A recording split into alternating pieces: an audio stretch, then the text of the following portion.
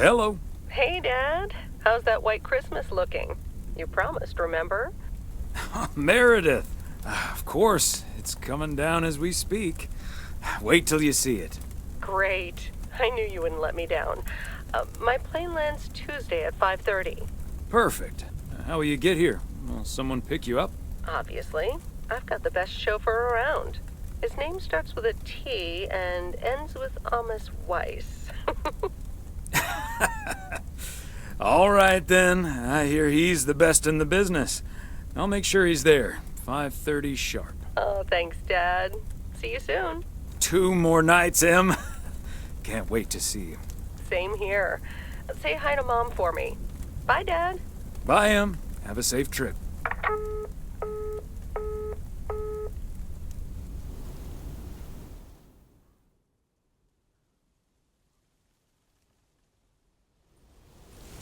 Good morning, Thomas.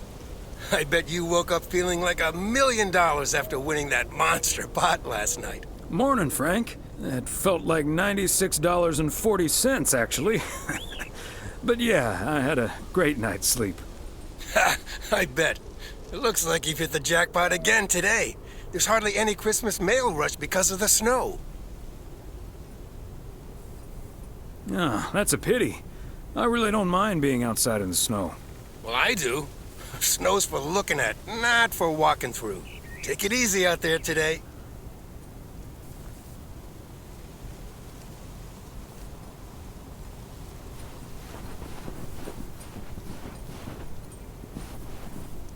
Robert wasn't the only one that noticed.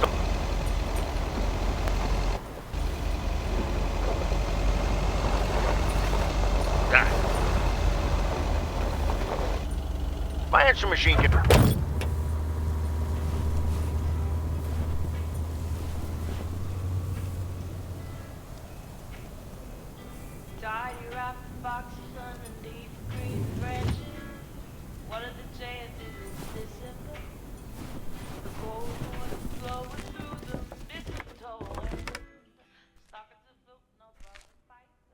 Day. As usual. This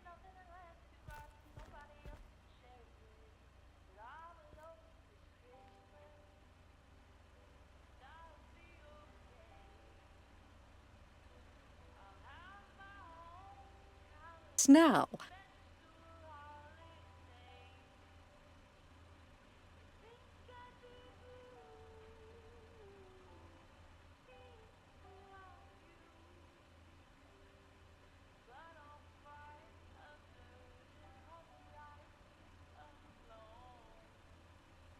Encyclopedias.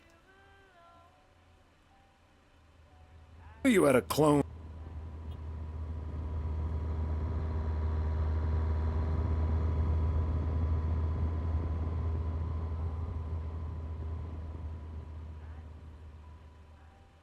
Encyclopedia was created in 15th century China?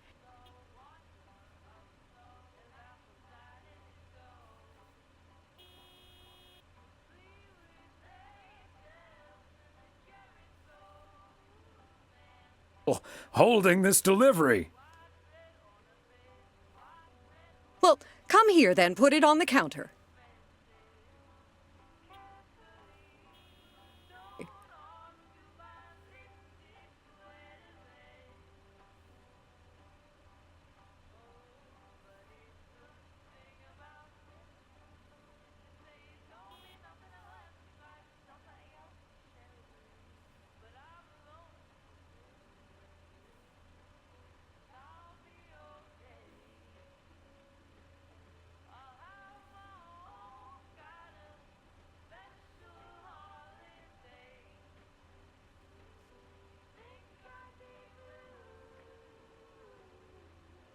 Sounds ominous.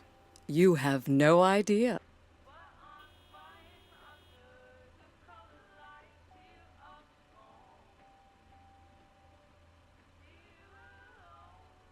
Here. Doing special? Just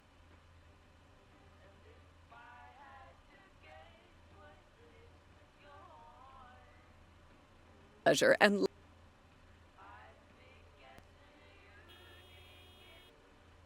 Oh, give him my best when you see him. And his wife, of course. I shall. Right. I better get back to it and get ready for the New Year's sale. I've been in a perpetual fight with my pricing gun lately, so I need all the time I can get. And good things come to those who wait. I'll bring over your presents later in the week. I hope you have a Merry Christmas Eve tomorrow, and give my love to Emily and Meredith. Will do. And season's greetings to you two.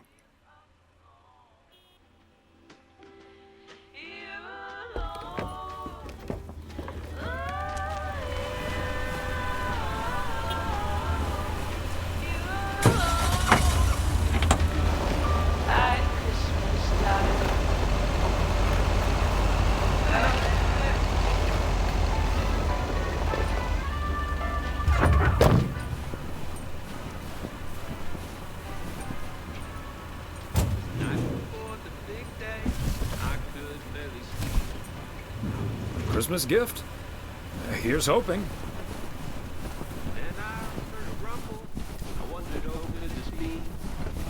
Famous fat man coming down the chimney. Hello, Angie. Long time no see. One package for you today. Thanks, Thomas. How's Emily? She's very busy. The motel's chronically understaffed.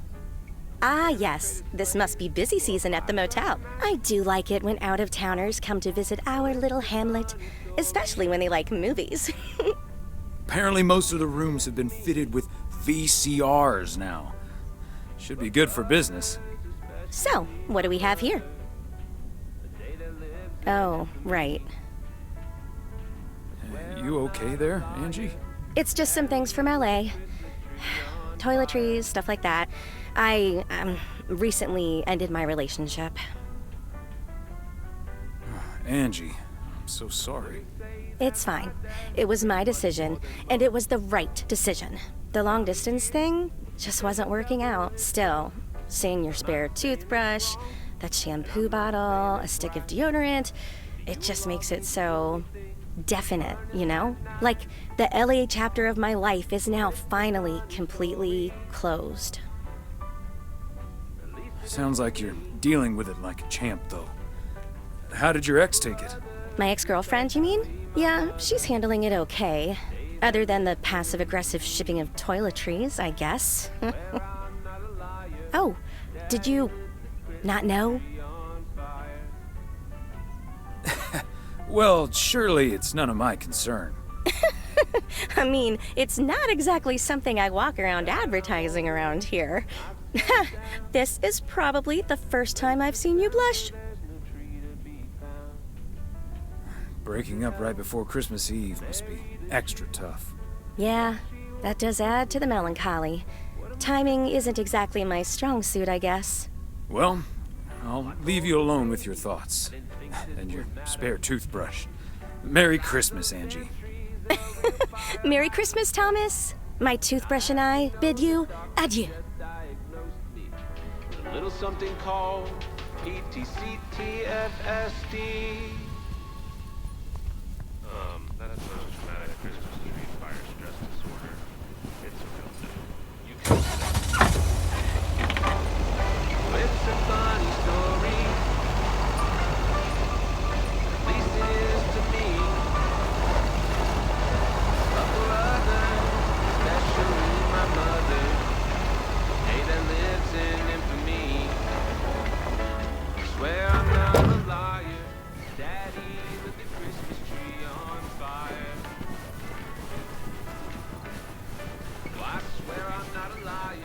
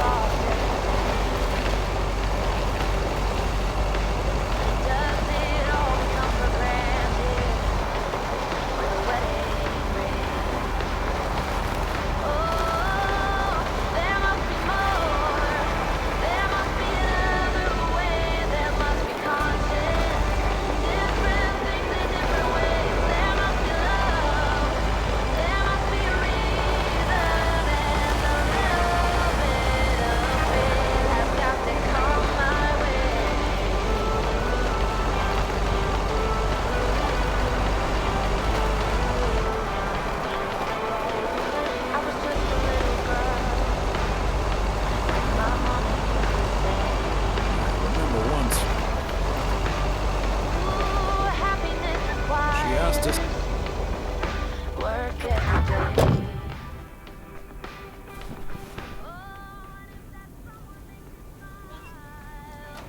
It leaves you with a scar. Don't let them tell you what you feel or who you are. Oh, there must be more. There must be another way. There must be conscience. Different things in different ways. There must be Another... better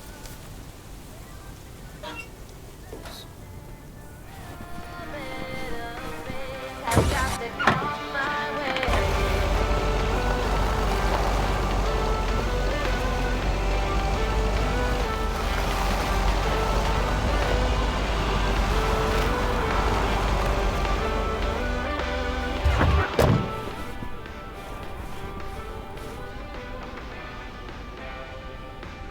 I give it all to you.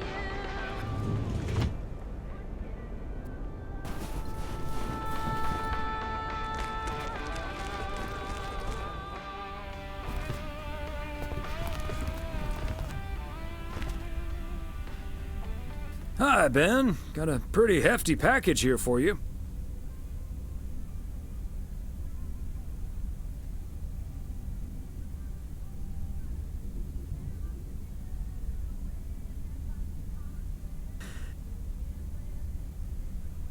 I didn't know you'd already begun working here.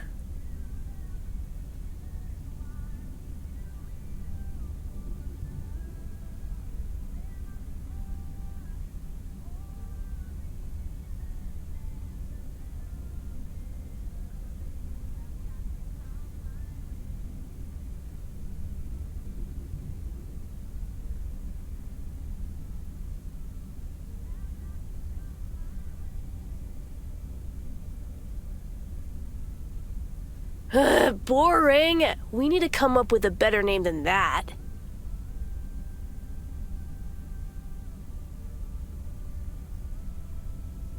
The Horn, eh? I'm on it. That was easy peasy, lemon squeezy, Mr. W. Diaphragm had gotten a little dusty, but it's all better now. The mail truck is honking like a big old goose again. Thanks, Lori. Come to think of it, I will be calling your truck the Goose from here on out. Big, white, wobbly, and with a honking great horn. Honk honk! The Goose has a nice ring to it. Or a nice honk, anyway. Well, gotta be getting back to my rounds. Happy holidays, you guys. Thanks, Thomas. You too. Something's wrong. Making it important to be the first in line. When the cookie crumbles, the best piece they will find. Oh, we're racing to a red light. Tried there before eyes, somehow hidden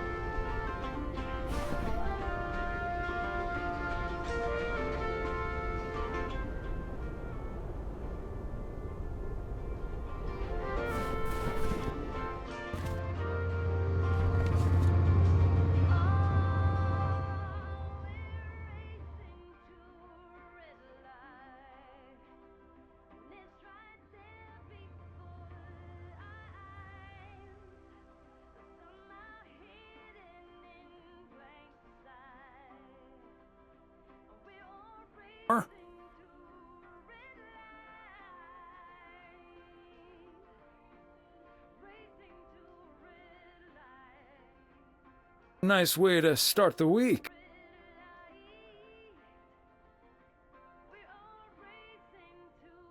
Oregon Trail Motel, how may I help you?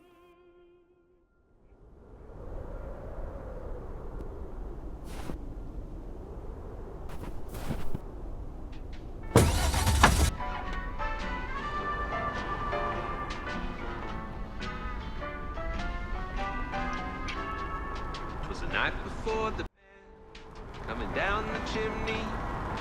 I cracked open my door to catch a glimpse of St. Nick. Could hardly see a thing. Smoke was so thick. Driveway filled with flashing red and blue lights. Santa Trina's playing or fire truck tonight. Oh, it's a funny story. At least it is to me. But for others, especially my mother, Data lives in infamy. Swear I'm not a liar. Daddy lit the Christmas tree on fire.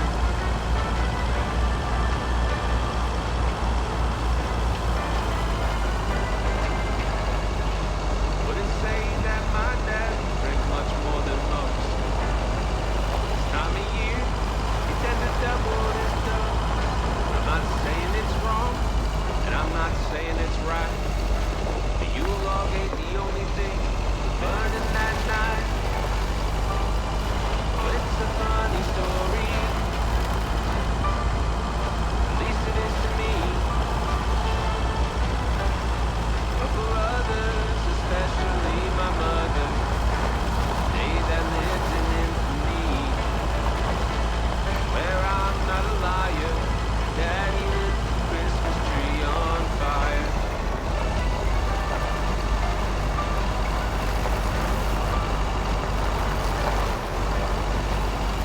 Now that I'm older, I've settled down.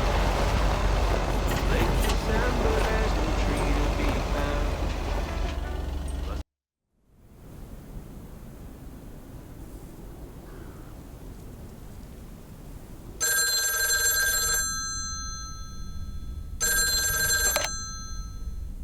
Hello? Hey, Dad. Meredith! Are you all packed for tomorrow? Meredith? Dad, I'm so sorry, but I won't be able to make it tomorrow. What's wrong? What happened? Are you okay? I'm fine, Dad, don't worry, but I'm snowed under with work. It's at 86. It needs to be up and running at the start of the new year. I stumbled upon some errors today, and now we need to fix them this week. This sucks. That's such a bummer, Em. But I understand. Thanks, Dad. I'll make it up to you, I promise. We've all worked so hard this year. Can't squander it all in the last week, right? I hate to say it, but it sounds exactly like what you said last year. Have you told your mom yet? Yeah, I just called her at the motel. Oh, someone's calling. Must be your mom. Okay, well, that's my cue. Gotta get back to it. I'll call again soon, Dad. Love you. Hey, Em. Is that you? If by M you mean Emily, then yes. If you mean M for Meredith, then no. I just got off the phone with my other M, so I was pretty sure it was you. Oh, Thomas, don't joke around as if nothing's wrong. I know, Em. I don't know what to say. Well, just deal with it, like we always do. Why don't we invite someone else? Unless you're happy with just Mildred coming over. Just Mildred? We might as well go for rock bottom and ask Nancy to. Oh, yes. Oh, I'd love to hear them bicker about the cat food assortment at the general store.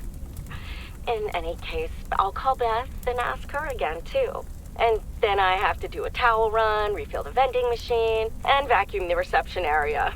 So it'll be a while before I'm done. I'll see you tonight, honey. Okay, Em. Drive home safe.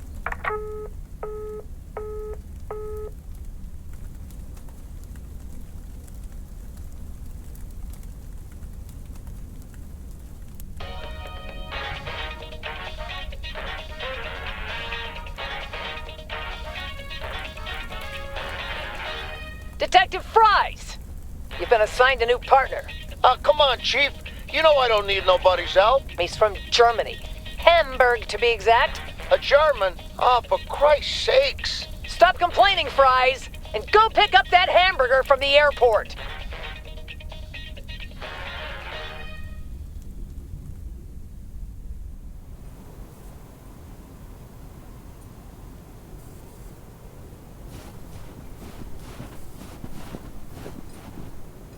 Morning, P.O. It's time for a different take on the snowfall. P.O. positive or that P? Take it away, Charles. Jack, I'd like to respond what Cheryl said about the snow yesterday.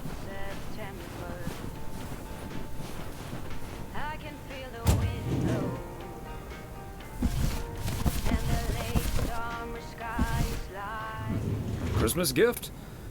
Here's hoping.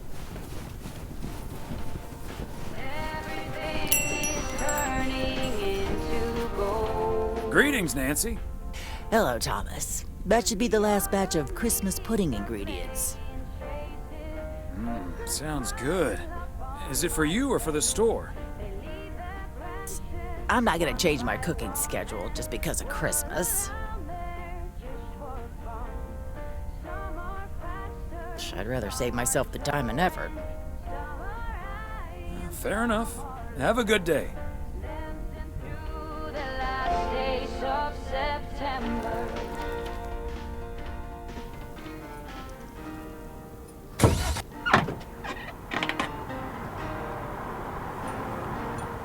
Since I was a little child, every year for as long as I remember, all the leaves were running wild, going all the way until November. Turn the world around us into gold.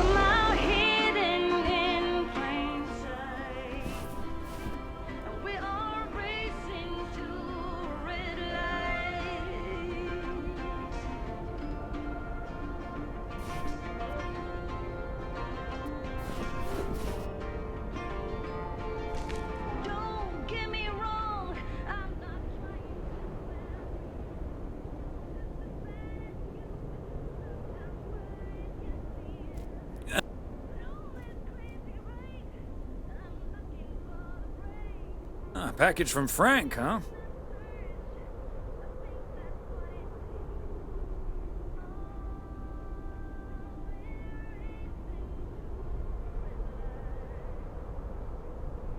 And then Doyle Brunson Super.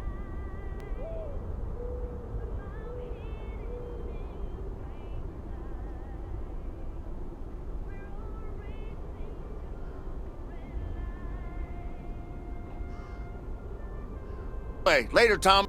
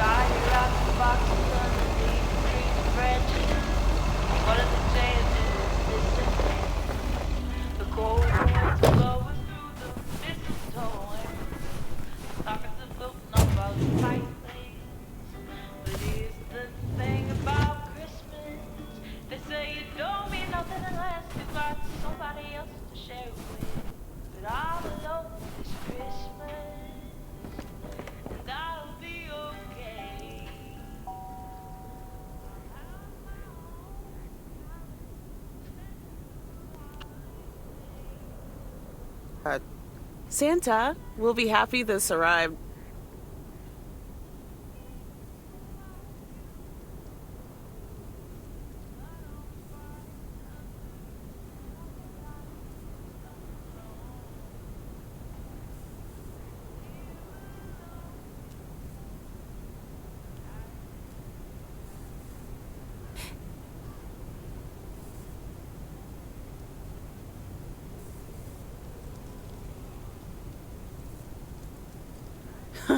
Neither can I. Got anything?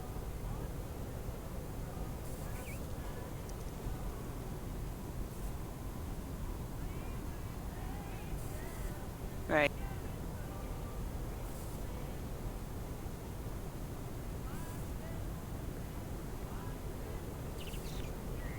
Or Santa will have to eat charcoal when he stops by tonight.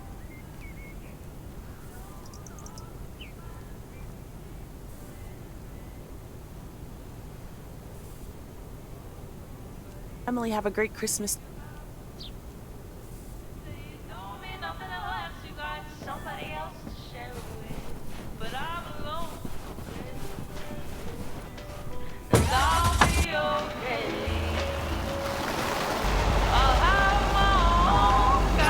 Christmas lighting really necessary.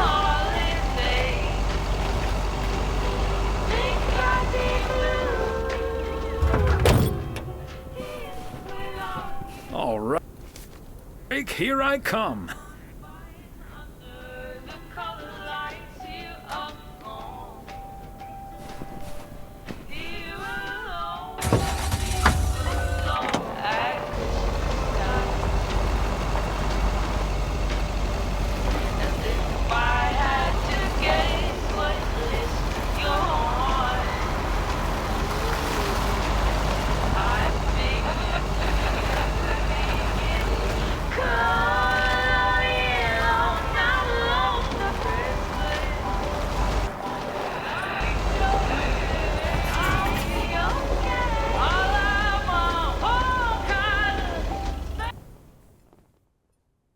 Hey, Thomas, do you think it'll ever stop snowing?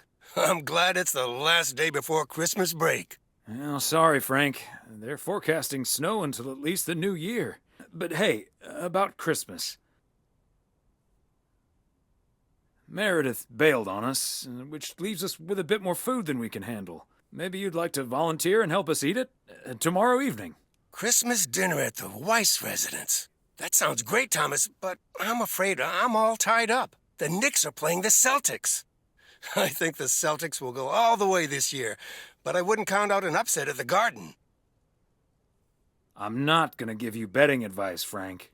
I'm gonna have to sleep on it, but you know I can't pass up a juicy bet. Hey, Thomas, before you go home, I need a favor. Can you help me with that guy over there? He said he's looking for a job, but I really gotta run now. Try to find out what he's made of, okay? Good luck. Hello, young man. I heard you were looking for a job. My name's Thomas Weiss, and I've been working for the Postal Service for nearly 40 years. Hi, I'm Matt Kearney. I'm glad someone finally showed up. Nice to meet you, Matt. Could you tell me a little bit about yourself? Well, I'm basically a computer expert, kind of in between jobs right now. I've been programming since I was 11 years old. I'm looking to start my own software company. But I assume you are aware that we don't have computers here. Yes, and that's where I come in. I can overhaul this old-fashioned operation and have it running twice as efficiently with the help of computers. Wow, that sounds quite promising. Oh, it's only the beginning. In the future, people won't write letters anymore, and parcels will be delivered by battery-powered mini helicopters. Right, okay. But let's focus a bit more on the here and now. Do you enjoy working with customers? I think everyone would enjoy someone who skips the small talk and gets the job done as soon as possible. Well, that may be, but my question was if you enjoy working with customers.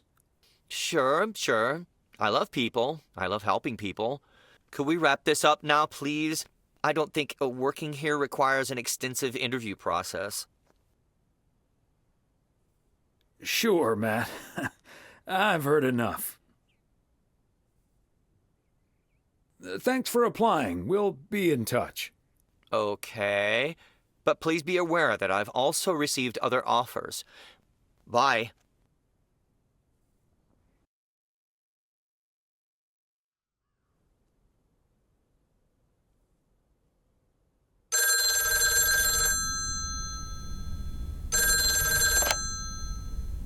Yep, hello. Hey, honey, it's me. Finally found time to call. Having such a busy day. Did you invite anyone else over for tomorrow? Yes, I did, but no takers. So it's just you, me, and Mildred. Or is Beth coming as well? Yeah, Beth is coming. So happy I could finally change her mind. Nice work. She's great company. As opposed to Mildred? No, this is not funny. Mildred is a sweetheart. And you better wear the Christmas sweater she knitted for you last year. I love Christmas sweaters, so don't worry about it. Great. So I won't be the only one looking stupid. Oh, by the way, I've got great news. We finally found someone to take some shifts off my hands. That's fantastic. No more 60-hour work weeks. Do you know who it is? I wasn't at the interview, but I was introduced to him after he was hired. Did he seem like a nice guy? I don't know. He didn't say much. His name is Matt Kearney. He said he's going to completely overhaul our computer system. That's the guy I interviewed this afternoon. Really? Did you like him? He sounded like the perfect candidate, and I'm sure he'll do great. That's good to hear. But it doesn't matter. He'll be taking the load off my shoulders. And I won't be working alongside him anyway. You'll probably see him more often than I will. And there I was thinking I dodged a bullet. We'll see how it all pans out. Oh, gotta go now. Bye, hun.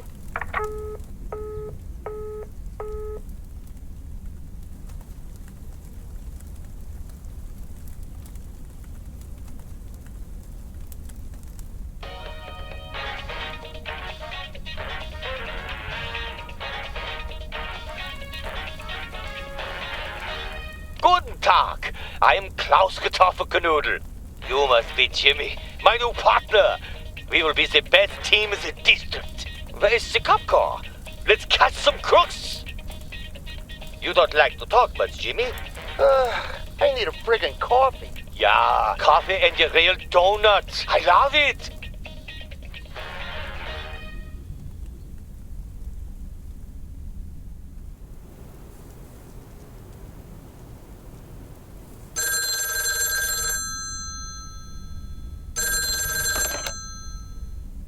Weiss residence, good morning. Hey, Dad. It's me. Hey there, Em. Meredith Christmas. I was hoping to hear one of your special holiday puns. Merry Christmas to you, too. I wish I was in PO right now.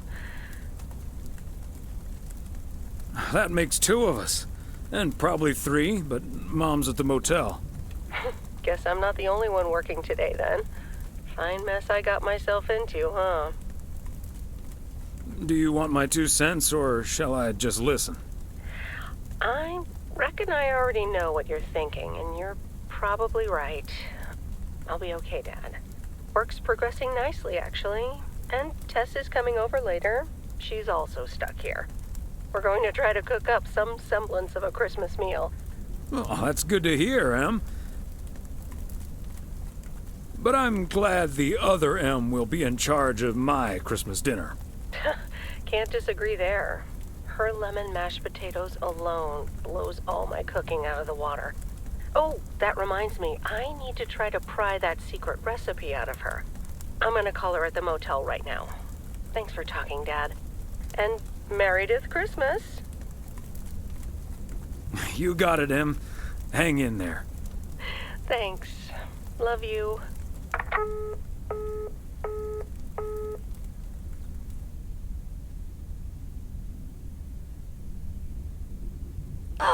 Mildred, you shouldn't have. We already have the most beautiful pair of Christmas sweaters in the world. And now we have 2 sweaters each. You must have put so much work into them. Oh, please don't mention it, dearie. Knitting sweaters can be quite straining, but knowing how happy they make you always makes up for it. Well, we're so grateful. Right, Thomas? They're beautiful. Thank you so much, Mildred. I especially like that our sweaters have the same pattern, so I don't have to look in the mirror to admire it. Oh, Thomas, that makes me so happy to hear. I can't wait to start working on next year's designs. I've also made sweaters for Frank and Jack and Robert and Bert, but they all said that wool gives them an allergic reaction. Isn't that a coincidence? Beth, I hope you aren't allergic to wool. You're not going to believe the coincidence, Mildred, but yes, I actually am. And it's such a shame. If only I, too, could celebrate Christmas wearing one of those beautiful sweaters. Anyway, Emily, would you be a darling and pass me the peas, please? Peas? I don't... Oh, you mean the string beans. I suppose peas would have gone lovely with the meal as well, now that you mention it. Right, Thomas? I suppose. Oh, yes, of course. I meant the string beans. Of course, silly me. But let me get on with it. It's time for my presents now. And you may have already guessed that they're books. Mildred, why don't you open yours first? Well, I'm not really one for presents, but I appreciate the gesture. Let's see now. The Cat's Pajamas. I've never heard of it, but it has a nice title, I suppose. It's an encyclopedia about cats.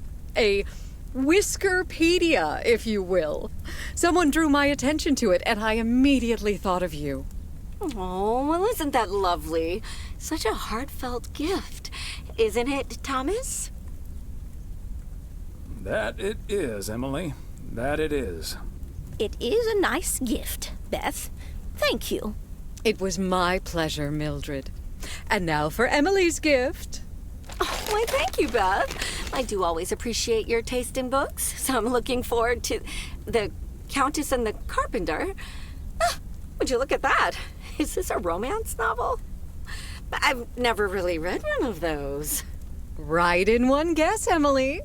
I hear the writer Summers here, so this book is locally sourced, so to speak. And, dare I say it, the prose is quite compelling in the romance department, if you catch my drift. I think I do. Beth, you are something else. Thank you. This will certainly get a nice spot on our bookcase. I don't think I'll ever read it, but sure. Well, I'm looking forward to reading it already. Thank you so much, dear Beth. You're welcome, Emily. I'm sure you'll love it. Okay, Thomas, it's your turn now. Let's see. Crazy sports facts 2. Even more crazy sports facts. Whew, boy, I love this stuff. I'm actually reading part 1 at the moment, so I can tuck into this straight after. Thanks, Beth. You're welcome, Thomas. And you're right, there's some fascinating tidbits in part 1 as well. Even if one no longer actively plays sports, it's at least fun to read about it, right? Hey now, kids playing basketball still regret it when they challenge the mailman for a game of horse. Well, there's no shame in admitting that you're not getting any younger, Thomas. In fact, none of us are exactly spring chickens anymore. Things like your arthritis can't magically be wished away by positive thinking. Who's up for some blueberry pie? Speaking of blueberries, my bridge partner, Edna's niece, discovered this mole last week. Hold that thought, Mildred. I really need to take this. Hello? Hi there. Could you put me through to Meredith Weiss, please? Excuse me. Who is this? Oh, it's Steve. Steve Mitchell from work. Is Meredith there? Do you understand that people are celebrating Christmas right now? Wait, what? Christmas?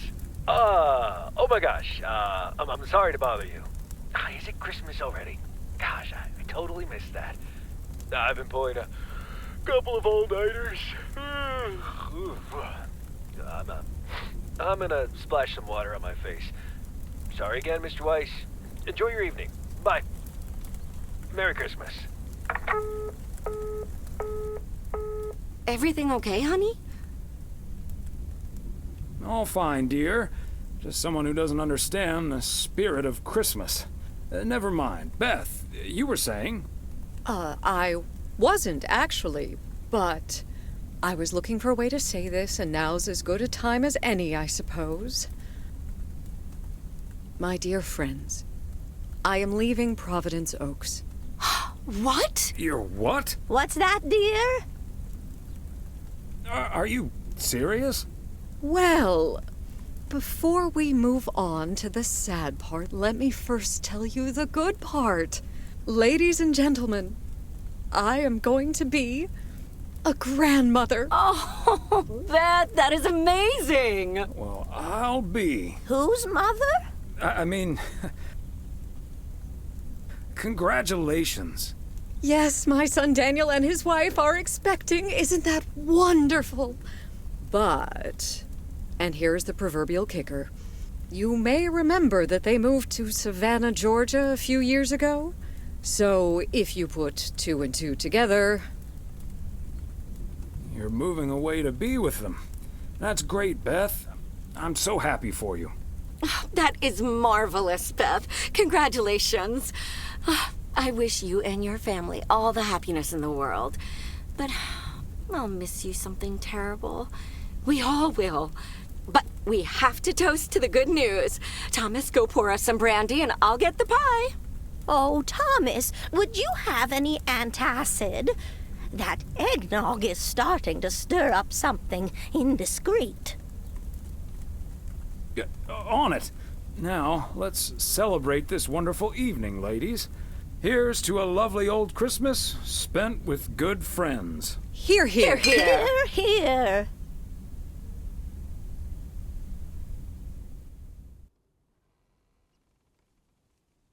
Hey, Thomas. Did you see the game last night? Morning, Frank. Nope, we had our Christmas dinner. What happened? The Celtics were up by 25 in the third quarter, but they still lost the game in double overtime. Wow. I thought the Celtics had a great team.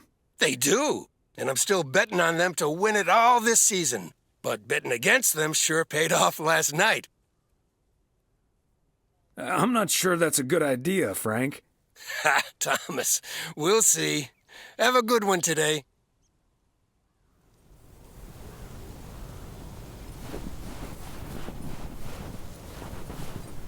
Season's the second day of Christmas, and I don't have one.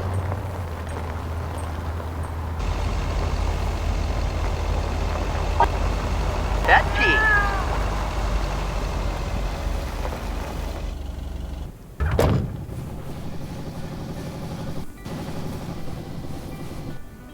Don't wanna think tonight at all. Just wanna watch them stars fall. But you don't wanna try to make up dreams just to be seen. I wanna lay here beside you, all quiet. Fire breath and open sky. It's not what we know, it's where we go. I grow wings and tell us goodbye. Oh, it's not what we see, it's what we choose to be.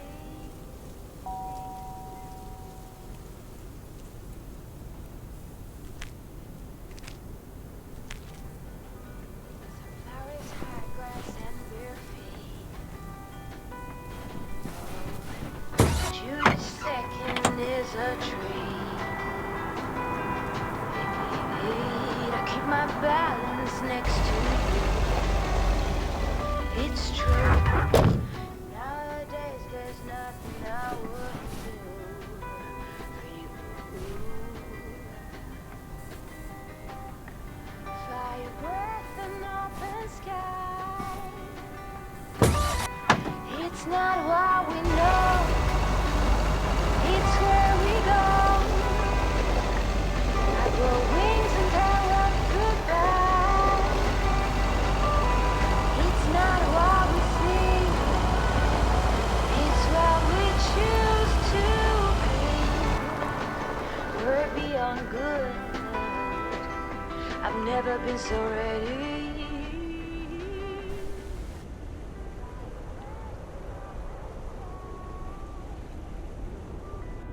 It's not what we know, it's where we go. I grow wings and tell worry goodbye. Oh, it's not what we see, it's what we choose to be. Fire breath and open sky. It's not what we know, it's where we go. I grow wings and tell worry goodbye. It's not what we see, it's what we choose to be.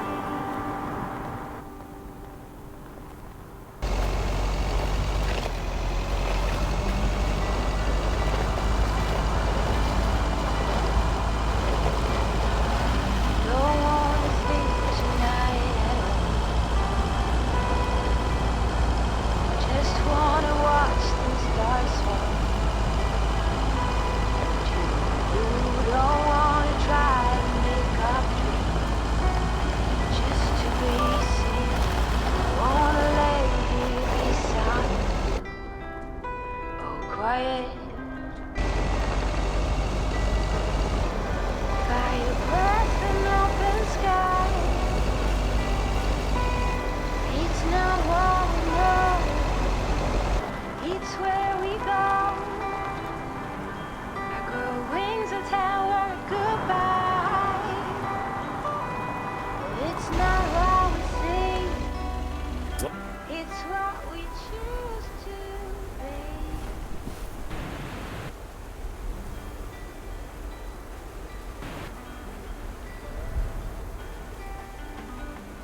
Flowers, hot grass, and bare feet.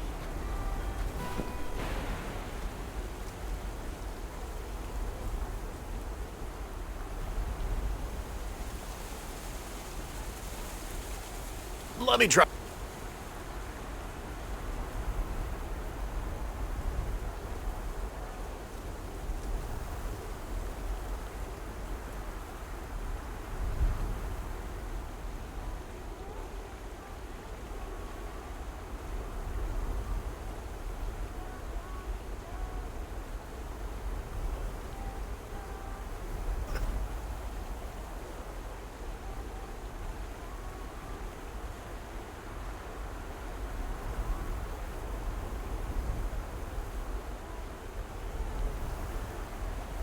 Be that cold?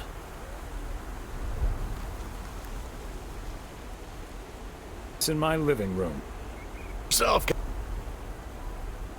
Did you have a nice Christmas, by the way? I've had better. My daughter couldn't make it. Sorry to hear that. Anyways, I won't hold it up any longer. I need to assemble this baby.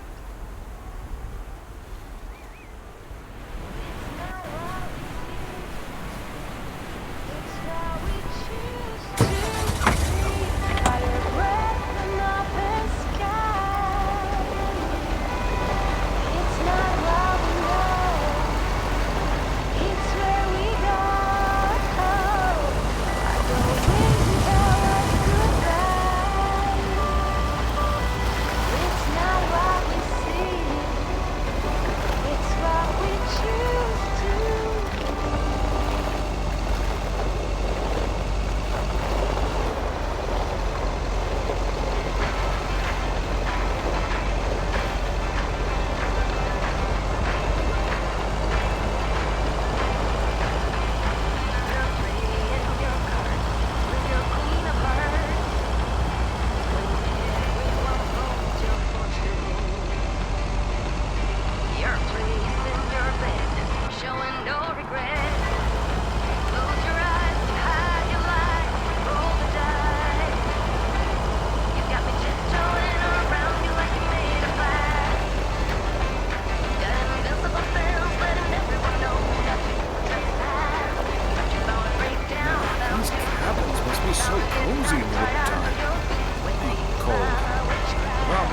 freezing cold.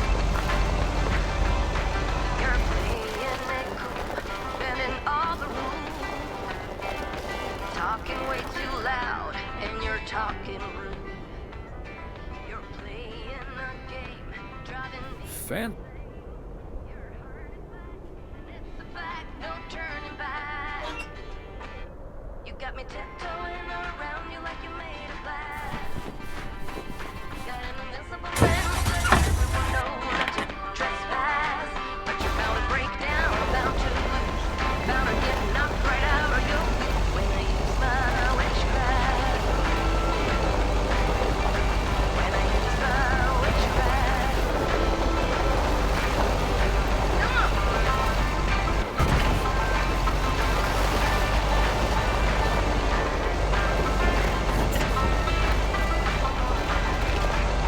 Tiptoeing around you like you made of glass. Got an invisible fence letting everyone know not to trespass. But you're bound to break down, bound to lose, bound to get knocked right out of your boots when I use my witchcraft. When I use my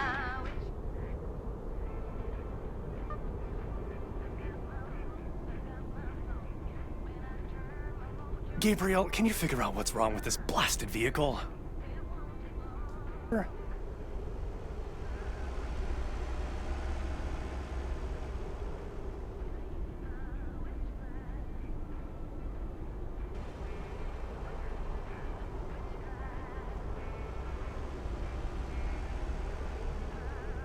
Oh, is it for me?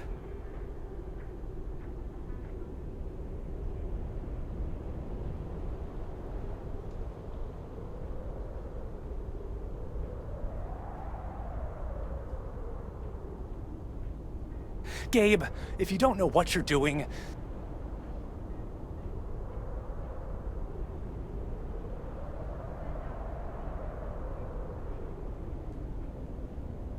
Needs to vent, huh? Never have I felt more like a busted car engine. God!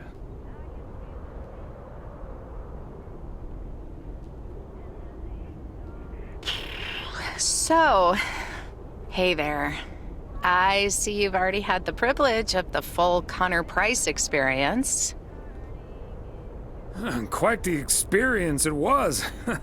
Well worth the price of admission. Yeah, Connor can be a bit much. Anyway, I'm Ilsa Richter, local TV segment producer turned car problem solver.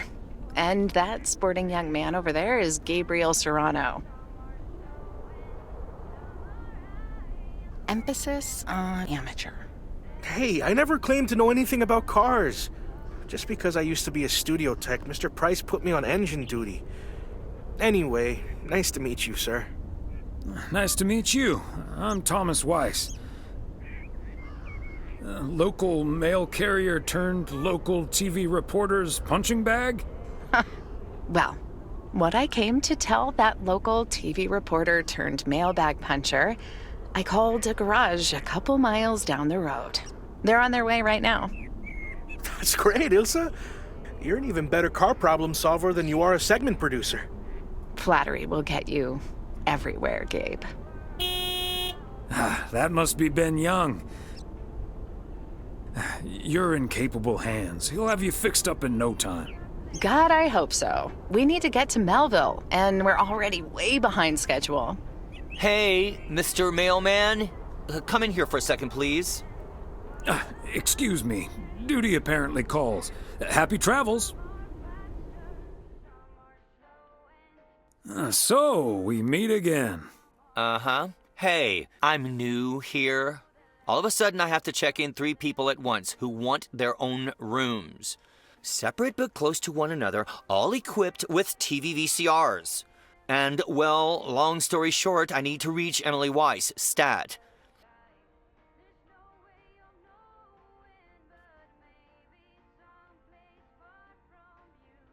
Emily's off today, but I'm sure a smart guy like you will figure things out in no time. Oh, thank you ever so much for nothing.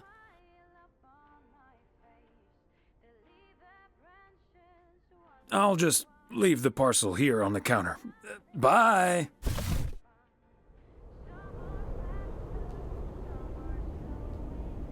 Ben? Dancing through the last days of September.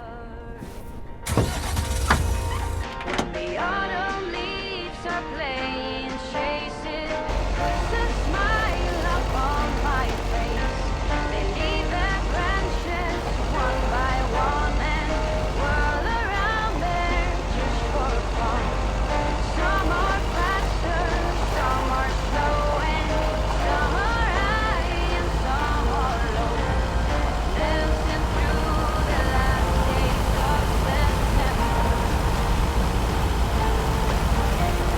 Dancing through the last days of September.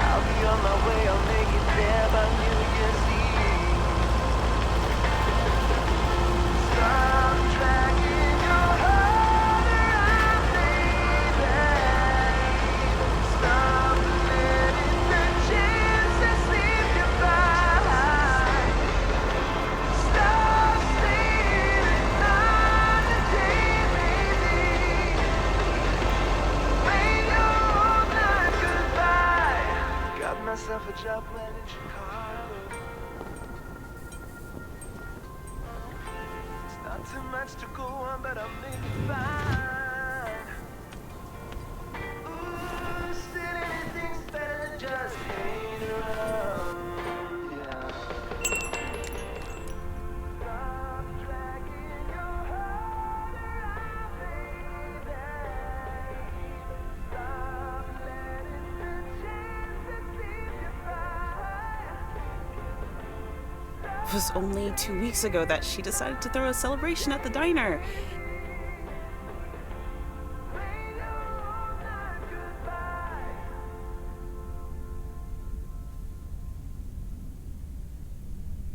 See?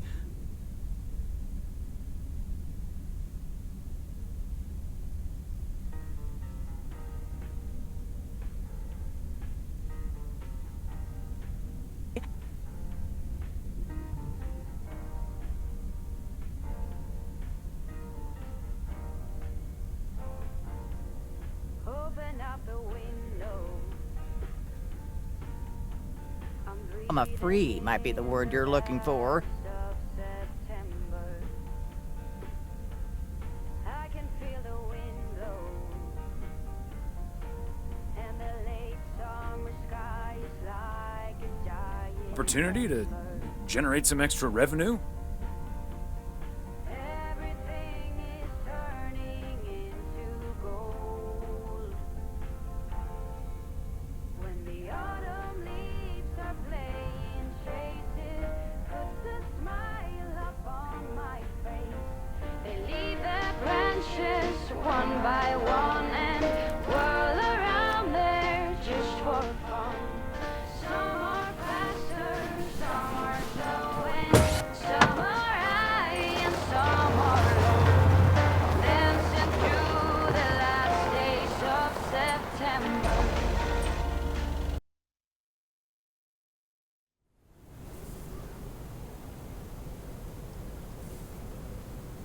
Hey, if it isn't Connor Price. Oh, that's him, huh?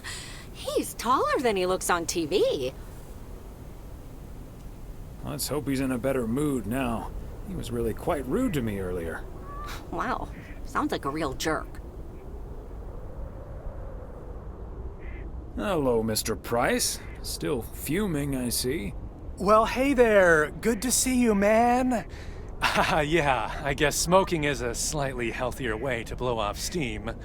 Especially since we've had a bit of change of plans. Oh, hi, ma'am. I don't think we've met. Connor Price, KNW6. Welcome to the Oregon Trail Motel, sir. Better get to work, honey. I'll see you tonight. Okay, what's up with her? Christmas hangover? You'll have to forgive my wife. She can be a bit protective of me. Protective of you? Oh, I see. You told her about our little kerfuffle earlier. Listen, I'm man enough to admit that it wasn't my finest hour. I'm usually a lot more easygoing. In fact, the Willamette Week once called me one of the most likable faces in local broadcasting. That's quite all right. Water under the Bear Creek Bridge, as far as I'm concerned. Well, when my car isn't breaking down during a tight shooting schedule, I'm a pretty swell guy. Believe me, that's the price guarantee. So, has Ben Young managed to fix your van yet? No, that's the change of plans I was referring to. Turns out we need some parts that the garage doesn't have in stock, so Young's having them shipped over ASAP. But in the meantime, we've decided to stay right here in lovely, picturesque, whatchamacallit, USA. It's Providence Oaks, P.O. for short. Yeah, well, to be honest, all these little villages look pretty much the same to me anyway. See, we're supposed to be shooting some remotes on local end-of-year festivities and such. A grand kickoff to our special series on small-town American life. And it doesn't really make much of a difference if we start here or in freaking Melville. Yeah, I guess that makes sense. A great little place, too. This town has warmth. I like warmth. And so do our viewers, I'm betting. So get ready for your town to be featured in part 1 of The Oregon Trail. Title pending. Might be a little too on the nose. That is the same name as this motel. So I guess it isn't particularly original. My wife works here as a receptionist, but she's not the one who named it. See, this is what I'm talking about. Real conversations with real Americans, right? But as fun as this is, I should be turning in. The three of us each got our own quaint little room. Mine's non-smoking, unfortunately. Still beats Gabriel's. His doesn't even have a TV. Can you believe it? Yes, I think I can. Anyway, great banter. See you around, my main mailman. Bye.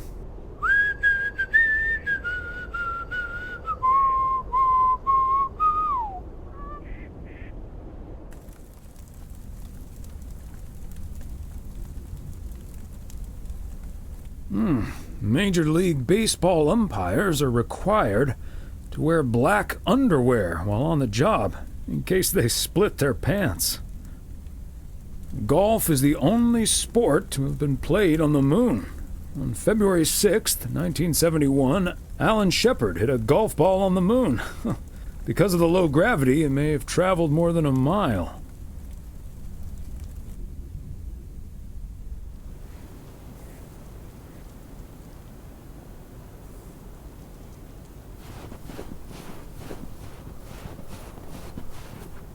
What a gloriously fine Friday it is out there, y'all. Want to hear a PO positive? You're tuned into the right frequency. PO positive or pet peeve? Let's hear one from Mildred Meow Jenkins. Hi, Jack. I would like to thank our own Robert Harris for all the snow he shoveled from my driveway this week. It's not what we know, it's where we go. Growing together, goodbye. It's not what we think, it's what we choose to be.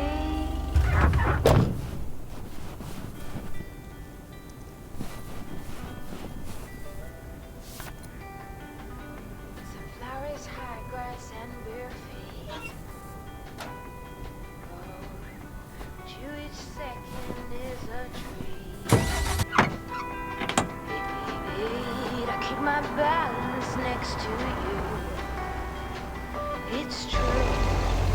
Nowadays there's nothing I wouldn't do.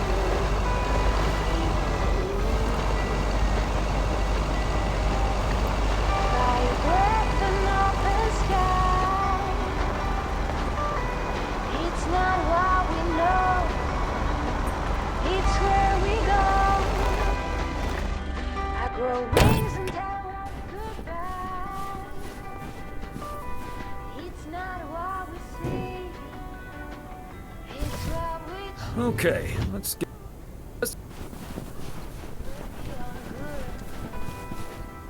I've never been so ready.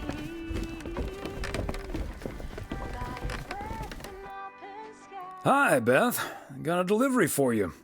Where do you want it? Oh, dear Thomas. I almost didn't see you come in there. I was lost in thought, I suppose. Please just put it on the counter, if you will. Thank you. And thank you again for a lovely Christmas dinner. I had a marvelous time with you all. We loved having you over, Beth, as always. Emily and I had a great time. But about that news of yours. Dinner on the evening. Could celebrate together nonetheless. It was quite a shock. To be honest, we've known each other for so long. We're practically part of each other's furniture.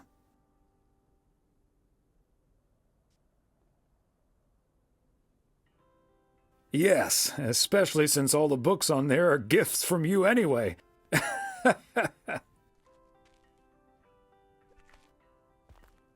Will, as Helen, so long as the memory of certain beloved friends lives in my heart, say that life is good.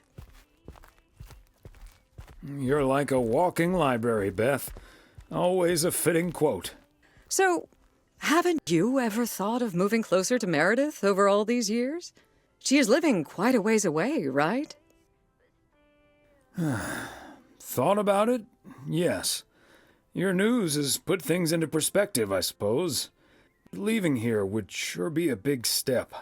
Maybe too big, I don't know. Who knows? Maybe Meredith will even make it out here one day. And there's always the phone, of course. And don't forget the postal service. Quite right you are. Well, I won't keep you any longer, Thomas. I need to sort through this new delivery you've just brought in. And believe you me, that's going to take me a while. Maybe it's time for some new glasses. Huh. Until next time, my friend. Up and at 'em. See you, Beth.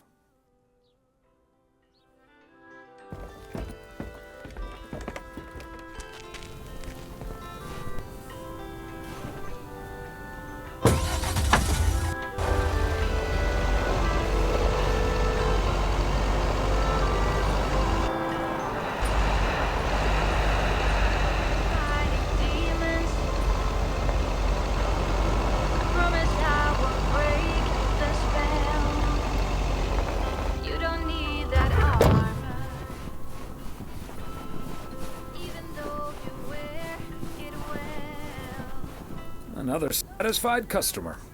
Unless it's Bill's.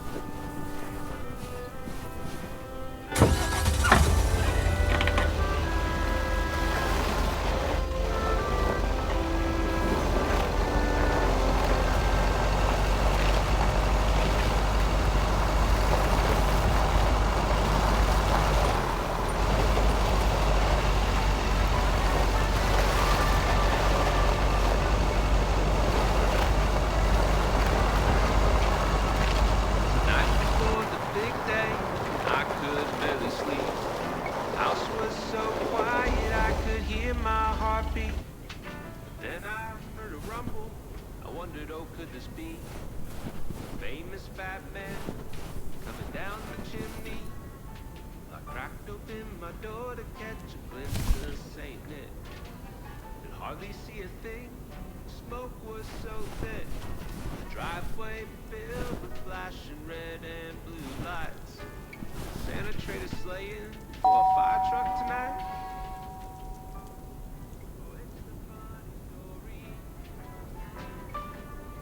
At least it is to me. But for others,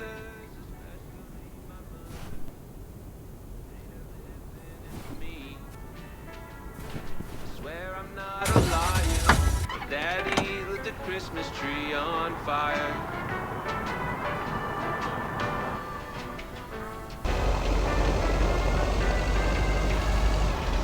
Would it say that my dad drank much more than most? This time of year, he tend to double his dose. I'm not saying it's wrong, and I'm not saying it's right. The Yule log ain't the only thing burning that night. Oh, it's a funny story. At least it is to me. But for others, especially my mother, they that lives in infamy. Swear I'm not a liar. Daddy lit the Christmas tree on fire.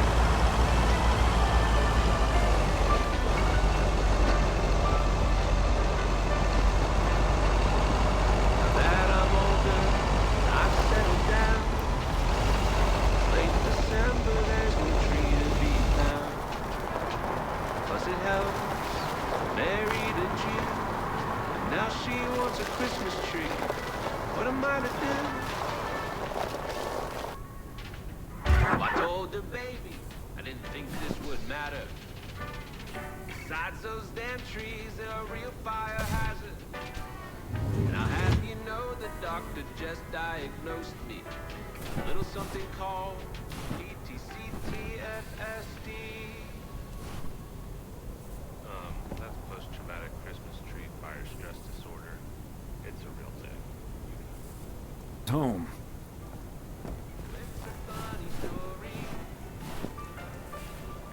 At least it is to me. But for others, especially my mother, the day that lives in infamy. I swear I'm not a liar. Daddy lit the Christmas tree on fire. Oh, I swear I'm not a liar. Daddy lit the Christmas tree on fire.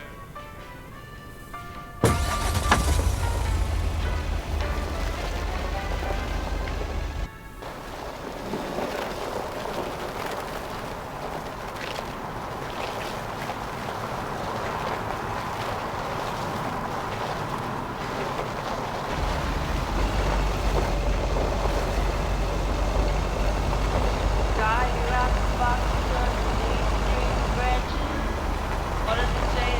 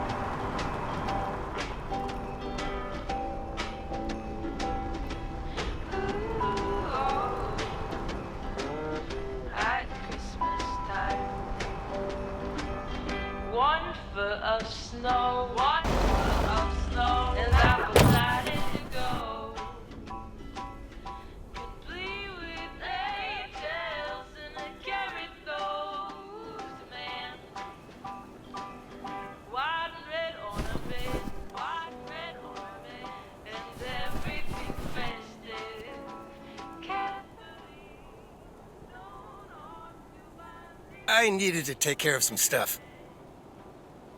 Office anyway. I don't know, Frank. What if there's someone who needs to send something urgent?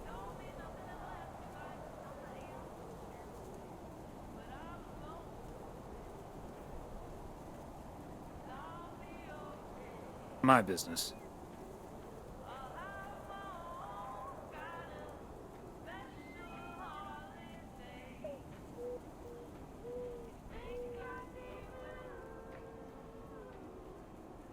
It's not a big deal in any case.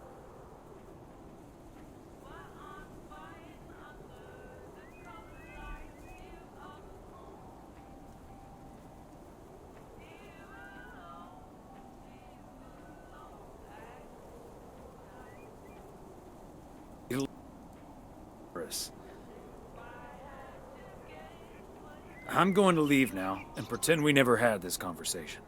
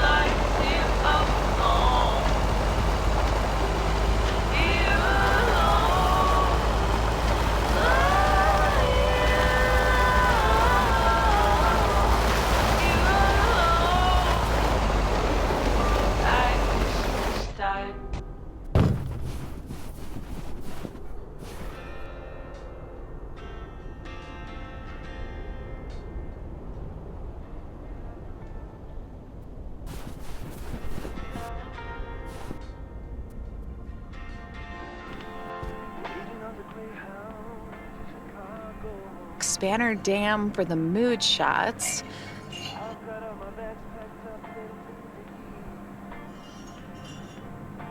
Hey, Mr. Mailman. Come on over. Talk to us for a sec.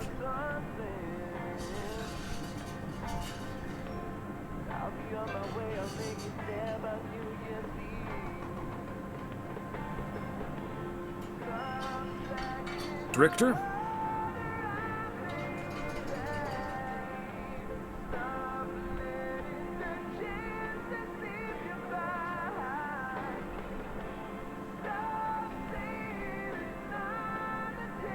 Thomas, for short.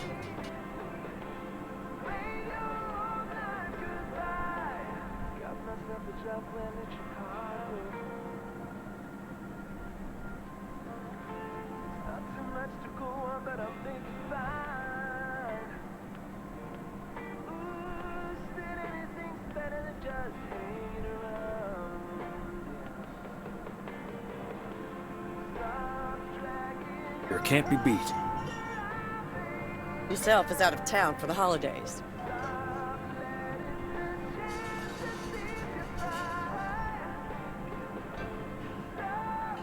Again, which should have been fixed yesterday.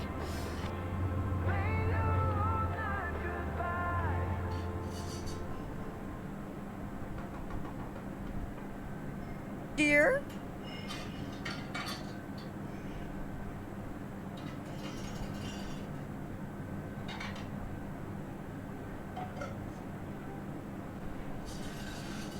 Justin Fawcett is.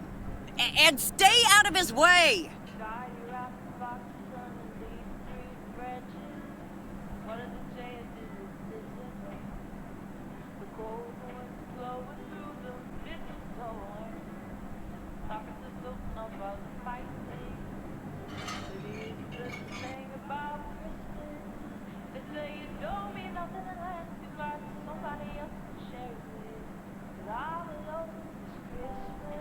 He can fix anything.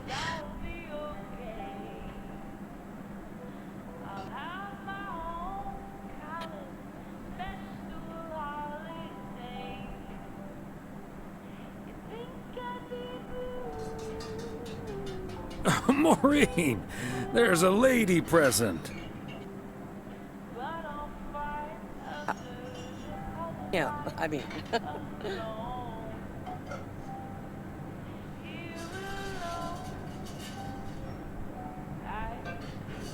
So,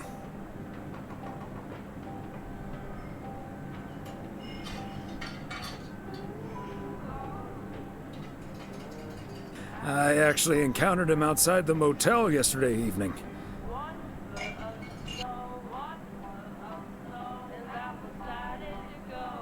With good to see you, man.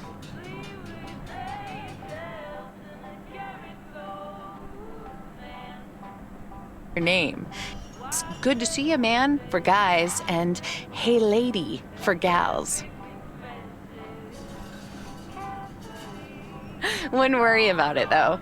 He called me Lisa for the better part of a year. This week, I can update my resume.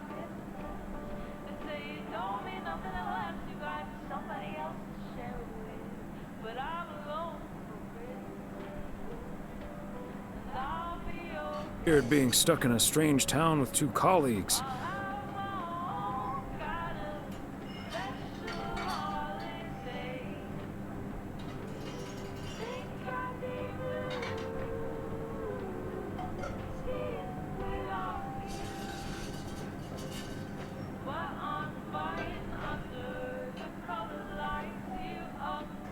Well now, sounds like someone is getting a little warm under the collar for our Gabriel.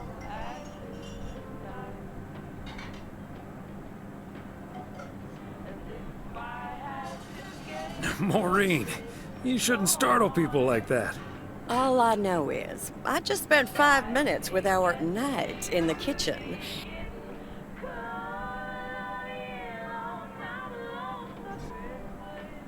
Well, And we should be hitting the road right about now. right. Thanks, Maureen.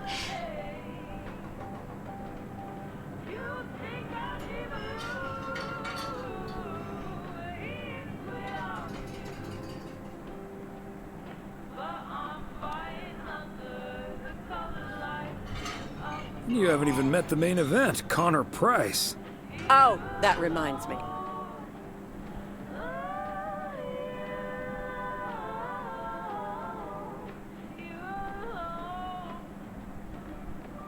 Because it will be! Of course we'll be there. Wouldn't miss it for the world. Best get back to it. See you, Mo.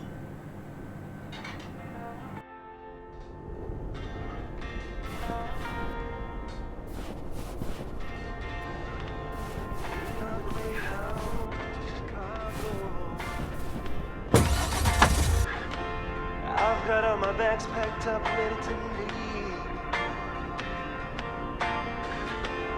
Everybody here is waiting for something. I'll be on my way, I'll make it there by New Year's Eve. Stop dragging your heart around, baby. Stop letting the chances slip you by. Stop sleeping on the day, baby. When you're all night goodbye. Got myself a job when in Chicago. It's not too much to go on, but I'll make it fine.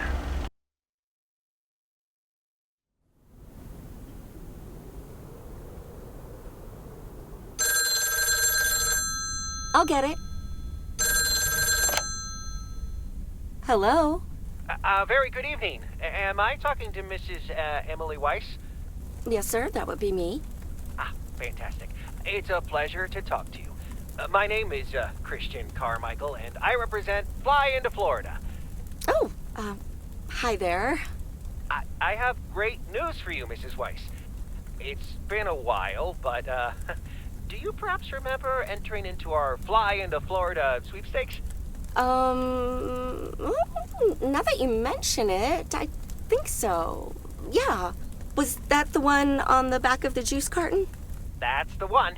And I am more than happy to tell you that you are the winner of the grand prize. The grand prize? Wow, fantastic. I'm afraid I've forgotten what it was. Could you refresh my memory a little bit? No problem, Mrs. Weiss. You have won a 2-week trip to Florida for 2. Wow, Florida? Really? I won? I have never won anything in my life. Hold on, I need to tell my husband. Honey, we won! I'm talking to a gentleman from flying to Florida, and he says we've won a 2-week holiday for 2. Tell him he's dreaming. It's probably a timeshare scam. What? No, that can't be. I did enter that contest. Hold on. My husband is unsure if this is really true. I mean, you do hear a lot about phone scams these days. We'll do our absolute best to take away all your concerns. You've got plenty of time to let it all sink in. Next, we'll be sending you an extra special envelope. It will contain a confirmation letter, airline tickets, hotel tickets, and I totally forgot to say this earlier, a $500 check covering any additional expenses. Wow, I can't believe this is happening. Well, it most definitely is, Mrs. Weiss. And we'll be making sure you both have the time of your life. There's one thing I must stress. The dates can't be altered. So if you have plans for the first 2 weeks of September, this would be a great moment to change them. And I hope this answers all of your questions for now. Congratulations on winning. And we look forward to seeing you fly into Florida. Thank you. Bye. I think I need to sit down for a moment. Florida. Come sit next to me.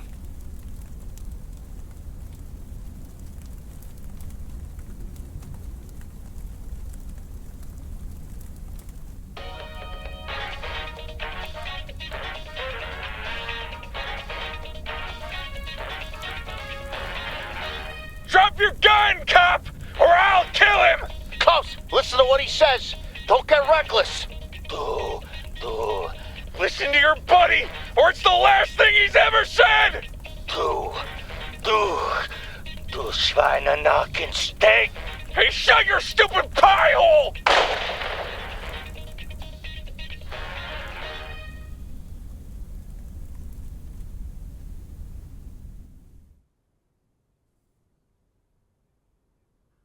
Hey, Thomas, do you have a minute? Sure, Frank. What's up?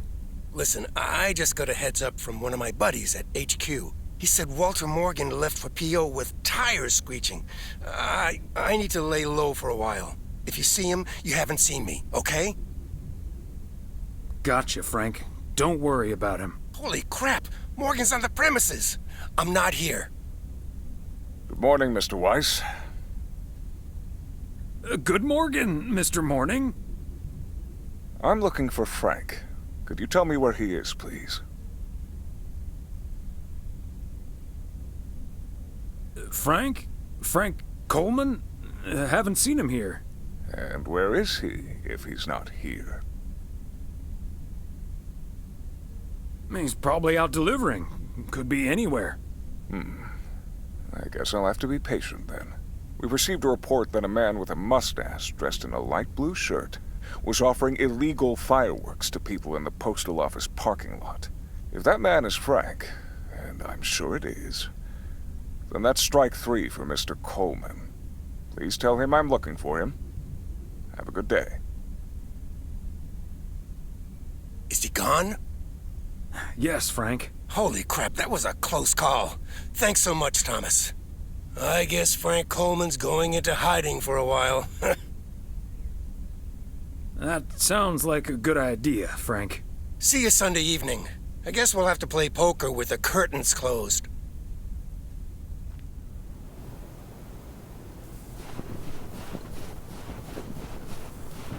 Happy Saturday, everyone. Get ready for a pet peeve from Joseph. P.O. positive or peas? I've been watching that TV series everyone's been raving about. What's it called? An hamburger?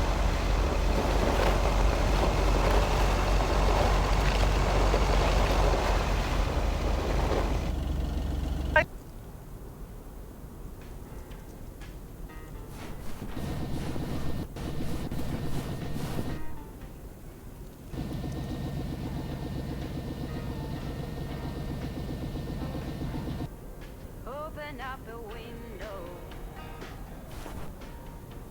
I'm breathing in the last of September. I can feel the wind blow, and the late summer sky is like a giant ember. Everything is turning into gold when the autumn leaves are playing chases. Puts a smile up on my face. They leave their branches one by one. Me? Some are faster, some are slow, and some are high and some are low. Dancing. Hey, must.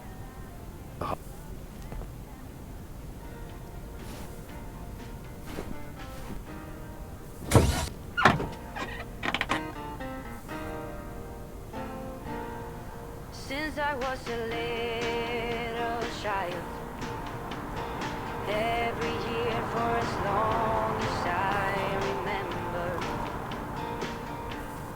all the leaves were running wild, going all the way until November. Turn the world around us. When the autumn leaves are playing chases, puts a smile up on my face. They leave their branches one by one and whirl around there just for fun. Some are faster, some Out. are slow, and some are high and some are low. Dancing through the last days of September. I wonder where they go in the flight of swallows sailing through the sky. There's no way of knowing, but maybe someplace far from you and I. When the autumn leaves are playing chases, puts a smile upon my face. They leave their branches one by one and whirl around there just for fun. Some are faster, some are slow, and some are high and some are low. Dancing through the last days of September. Fancy. Chases, puts a smile up on my face. They leave their branches one by one and whirl around there just for fun. Some are faster, some are slow, and some are high and some are low. Dancing through the last days of September.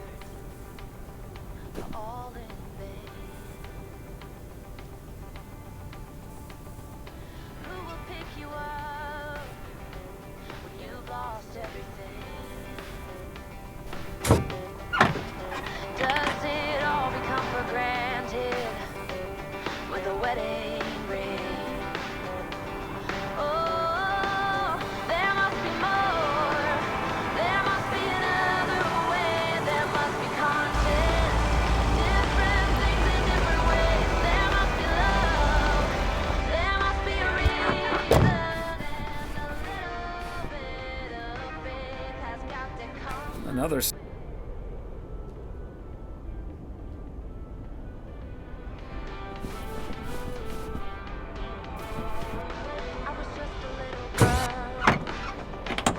My mama used to say, ooh, happiness requires work every day. Oh, and if that someone makes you smile and leaves you with a scar, don't let them tell you what you feel or who you are.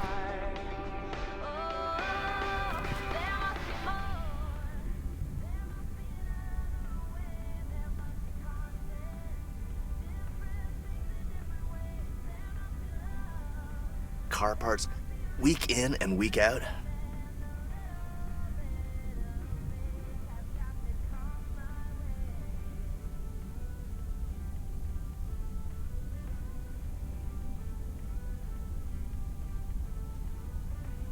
I'm serious though. If you don't mind me saying, you're getting up there.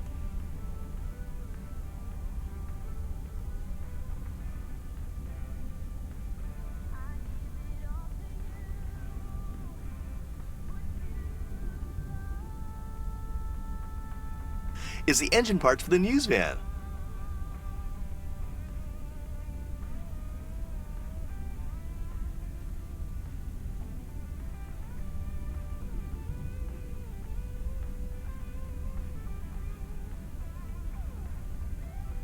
Don't rush it, Ben. Remember, you're getting up there yourself.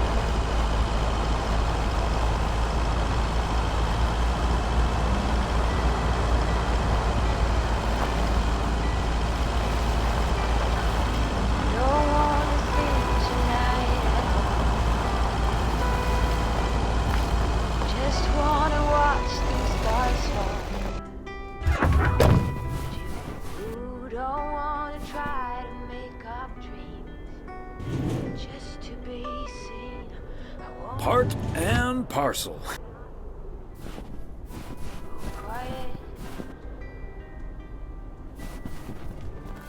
Hot.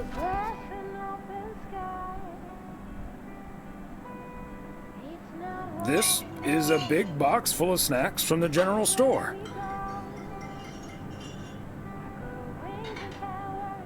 Without a discount on what's inside. No disc.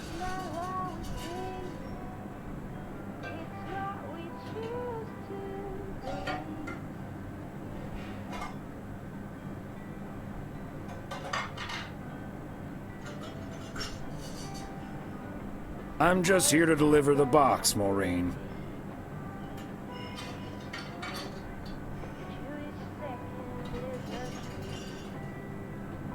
2 weeks anyway. That heartless creature.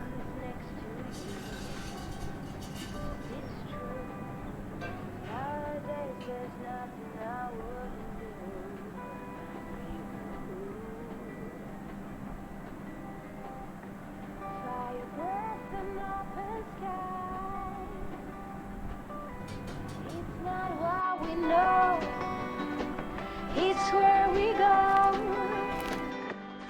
grow wings and tell her goodbye. It's not what we see, it's what we choose to be. We're beyond good. I've never been so ready. Fire breath and open sky. It's not what we know. It's where we go. I grow wings and tell love goodbye. It's not what we see. It's what we choose to be. Fire breath and open sky. It's not what we know. It's where we go. I grow wings and tell. Hello, Thomas. Hi there, Beth. What brings you here? I saw you arrive just now, so I decided to venture across the road with a minor request. Sure thing. What can I do you for? It's just one small thing, I promise, and, well, I suppose you can see what it is. A first gift to the little one, you see, since Christmas in Georgia fell through. It just needs an address, and I'm not sure where to put it. Could I leave this with you so you could make sure it gets where it needs to go? I have the information right here on an old envelope. It's the return address in the top corner. Of course, Beth. I can understand that labeling a package like this can seem daunting. Bears will do that to you. You're a real gentleman, Thomas. Thank you. I have a stack of returned holiday gifts that need sorting before I close. I've handled many a strange parcel in my day. Not to worry. I'll take care of it. Thank you, Thomas. Truly. I'll get the postage to you later, I promise. Oh, and please tell Emily I have a great idea for this Sunday's girls' night. It's a surprise. Bye now. Sure. Enjoy the rest of your day.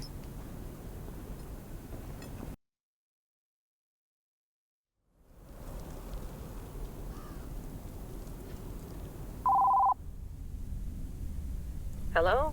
Hi, Meredith. It's us. Your dad is standing right next to me. Hiya. Hi. Shouldn't you two be at Moe's right now? Yeah, we're about to jump in the car, but we wanted to share some exciting news with you. Oh, first things first, though. How was your Christmas? Well, I worked. And Tess and I made a Christmas meal you probably won't ever find in a cookbook. But we had a lovely evening. Thanks, Mom. Can I get the exciting news now, please? Okay, so your dad and I will fly into Florida this September. I won a sweepstakes. Get out of here. Wow, that's so awesome, Mom. Florida in September. Beats the PO weather, huh? Oh, sure does. Dad, are you excited as well? I sure am. Aren't you worried about flying there? Last time you came to visit, it took a few hours for that green tinge to leave your face. Oh, Meredith, don't make it worse than it was. Fine. Maybe he just boozed too much on the plane. Have you checked if the flight includes free cocktails? Best bring your flask, Dad, just in case. If you were here for Christmas, you might have gotten one from Santa. Oh, well. I may not have been there, but at least my boss called to interrupt your dinner. Sorry about that, by the way. Rest assured he was appropriately ashamed. We all make mistakes, Meredith. Some of us just more than others. I can't disagree there. Oh, hey, you two shouldn't keep Maureen waiting.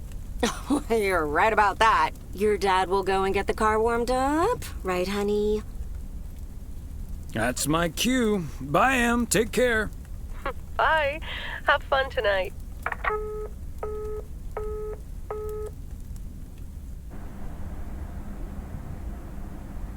Thanks for getting the car all toasty for us, honey. You're very welcome, dear. It's my pleasure. We've been doing this for decades now. And I've never stopped looking forward to spending my Saturday evening here with you. Decades? Don't say that out loud. Makes me feel old. Okay, okay. But we're not young anymore. Can I say that? Good evening, you two beautiful people. Ready to order? Or should I just write down pancakes for lovely Emily and a T-bone steak for Big Thomas here? Oh, Maureen, your intuition never ceases to amaze me. It sure is pancake time for me again. Hold your horses, Maureen. I think I might have something else. I'll have pancakes, too. You got it. Be right back, folks. Ashley, it's pancake time! This will never get old. But Beth making surprise plans and this Florida trip landing in our lab got me thinking a little bit. If we're getting close to being able to do whatever we feel like doing, does that mean we should stay in PO forever? Yeah, of course. I can't imagine living anywhere else. It's also very hard for me to imagine. But it snuck into my mind, and it doesn't seem to be sneaking out. And it's not like your arthritis will stop acting up in weather like this. Let's talk about it some other time, honey. We've got months and months to think it over. Oh, wasn't it nice the way Meredith reacted to the news? Although I'm sure she's a little envious. Yeah. When's the last time she had a few days off and left the big smoke? Okay, folks, while Ashley's busy in the kitchen, it's time to fill Mo in on a few details. A little birdie told me you two were off somewhere fancy. Maureen, I was planning on telling you and the girls all about it tomorrow evening. But I'm sure you've also heard it's Florida in September. Florida in September. Oh, imagine that. Oh, I'm so happy for you two. Thanks, Maureen. Have you ever been to Florida? Are you offering your ticket to me? Oh, Thomas, that's so nice of you. Nice try, Maureen. Nice try. But the only one sitting next to me on that plane is my man. Are you totally sure about that, though? I heard that a certain Walter Morgan will probably not be very lenient with holiday requests from the postal office employees. Morgan. His bark is always worse than his bite. If Walter Morgan gets in the way of that, I'll get in his way. I don't think I'm supposed to actually run away, but sure, all right. Oh, that means dinner's almost ready. Be right back, folks. See, things like this, they bother me sometimes. Maureen's a sweetheart, but it's almost impossible to have a private life here. That sure is true. But you take the good with the bad, and the bad with the good. I kind of like knowing everyone. I guess you're right about that. Maybe it's the stress of those 60-hour work weeks talking. Oh, Maureen's heading this way again. Let's just enjoy our lovely dinner together, shall we? We shall. I could eat a horse. Look alive, folks. 2 plates of the good stuff.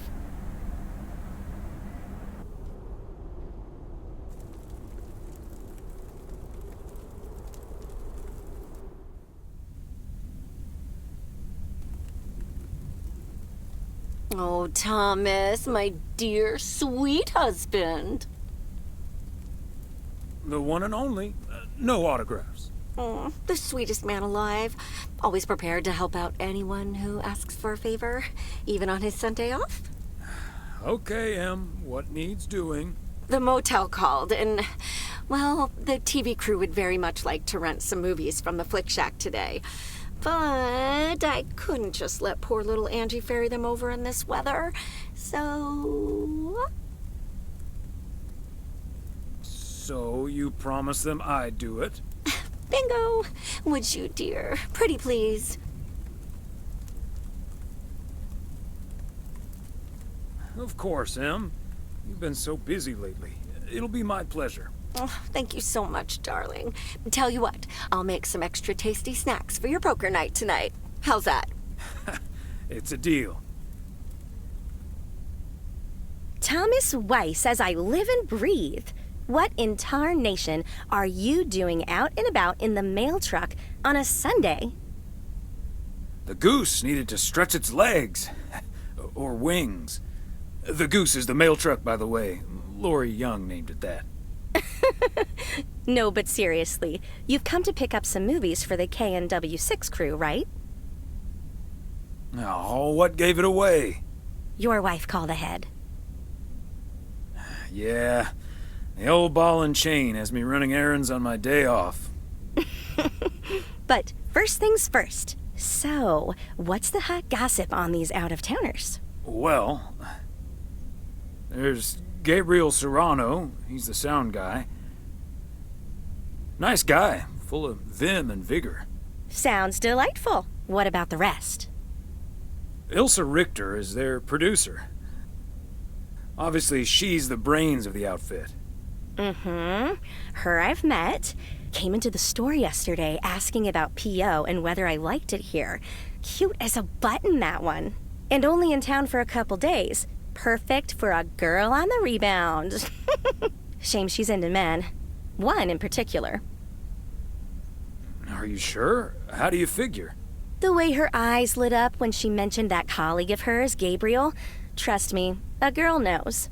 So anyway, let's get down to brass tacks. According to Emily, our intrepid reporters have 2 rooms equipped with VCRs between them. One for Connor Price, KNW6, and one for Ilsa Richter. Great. I know what we should get for Connor. Network. 'Cause he's mad as hell and he won't take it anymore. Great idea. But Connor's already made his pick. Octopussy. It says it's James Bond's all-time high. I guess they forgot about that time he went to the moon. Fine by me. And what did Ilsa choose? That's where we come in. See, she wants us to pick the movie she'll be watching with her colleague, Gabriel. Thomas, she wants us to pick the movie she'll be watching with Gabriel. Your putting emphasis on seemingly random words has not helped me grasp what you're suggesting. No, I think you get it. We can guide Cupid's arrows in the right direction, if you know what I mean, by picking a lovey-dovey movie. After all, 'tis the season. To be jolly? What does that have to do with anything? You and Emily are regular customers, so you know what I have available. So, which film will it be?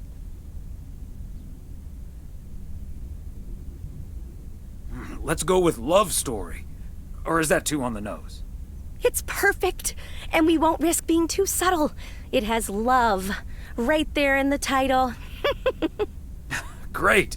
Love Story it is. The dynamic duo of stupid Cupid strikes again. Although I suppose this is our first strike. Anyway, here's hoping that this is the start of a beautiful love story. We'll see. Anyway, I'd best be on my way, getting these to the motel. Yeah, thanks for doing this, Thomas. My car, much like myself, is not built for snow. Say hi to Emily. Will do. Bye, Angie.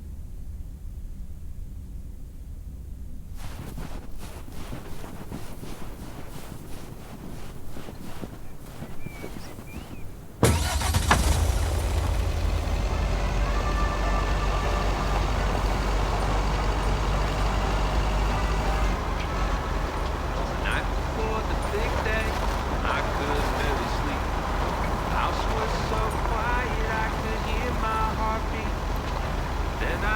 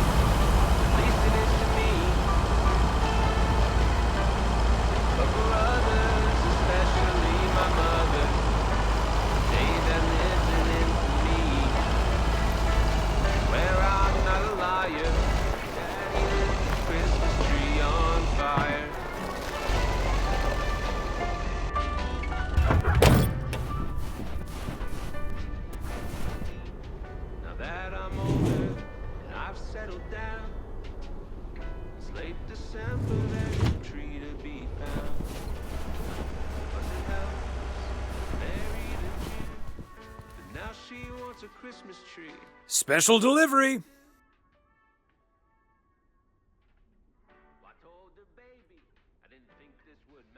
You get to play belated Santa yourself.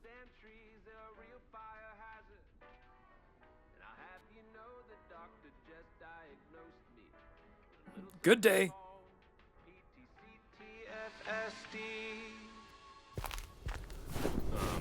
Post-traumatic Christmas tree fire stress disorder. It's a real thing. You can look it up. It's a funny story. At least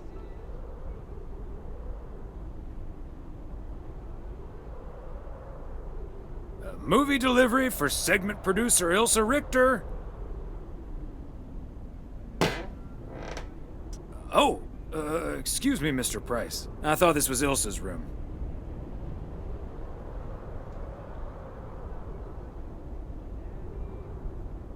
Movie.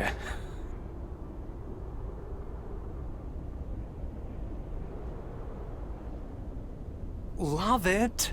You know, Moore's an even better 007 than Connery. He just oozes that classy British wit. Thank you so much.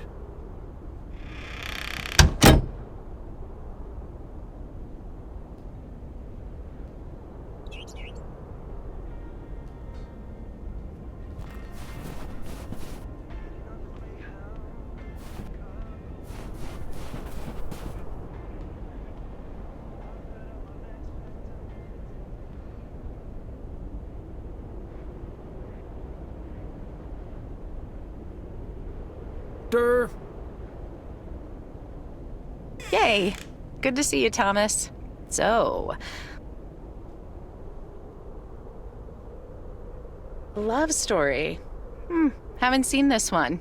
What's it about? Tennis?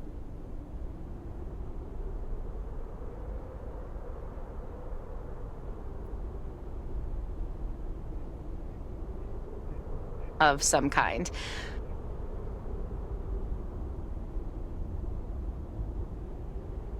The post office strives to remain neutral in all matters.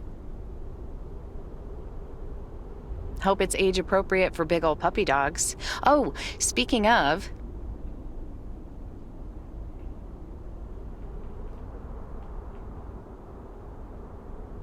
Great. See ya.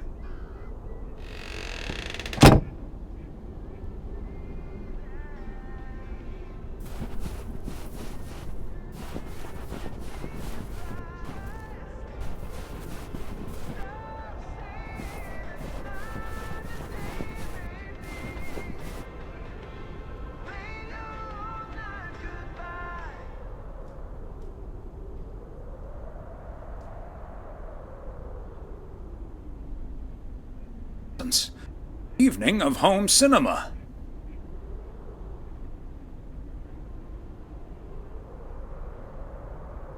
Here is done.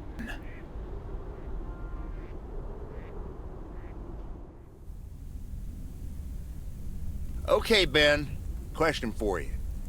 Do you have that ace or not? You don't have to say yes or no. Just say anything. All I need to hear is one word from you to know if you're bluffing. Nothing? Not even a twitch or a blink? All right, I'll do the talking. I'm all in. Call. And he just instantly calls me. Great. I don't even need to see your hand. Well played, sir. Thanks, Jack. You got unlucky there. I don't know. I just don't have the patience for poker. You know, reading a poker book ain't gonna change that. Hey, Thomas? Why are the curtains closed, by the way? Last time I checked, home games are legal. It's probably better if Frank answers that question. I sure can. Walter Morgan's on my tail. Someone snitched on me, and now I need to lay low until I have a good enough alibi. Morgan again? What'd you do, Frank? I hope you didn't put ladies' underwear in his briefcase again. And please tell me you stopped putting dead rats in his exhaust. Ha! The classics. No, I didn't prank him at all this time. He's just out to get me. All I did was sell fireworks to someone. He said something about that being my third strike. I might actually lose my job, fellas. Don't you think he's bluffing, Frank? I'm afraid not, Thomas. I'm not gonna call his bluff in any case. I just need a plan. I'm guessing they don't have any photographic evidence. Pictures of you selling these fireworks? Just that there's a guy fitting my description. What are you getting at? I might have a little plan. But let's first play a few more hands. I'm down almost 30 bucks. One sec, Jack. Frank, I'm curious. We know Walter Morgan has a few reasons to dislike you, but why do you dislike him? I could tell you why, but it's not a pretty tale. And it better not leave this room, kitchen. Sure, Frank. My lips are sealed, for once. Frank, I'm not sure if I can keep another secret for you. I'll just go to the John. Fair enough, Thomas. I can't blame you. All right, so this one time back in the summer of '69, it was before I started working in P.O. There were a couple of pesky stray dogs wandering around HQ. I say pesky, but they never really hurt anyone. Just got a little excited if you walked past them eating a sandwich or whatever. Can't blame them, huh? They were hungry, even though I fed them every now and then. Morgan found out, of course, and after one complaint too many, he took matters into his own hands, or should I say, feet.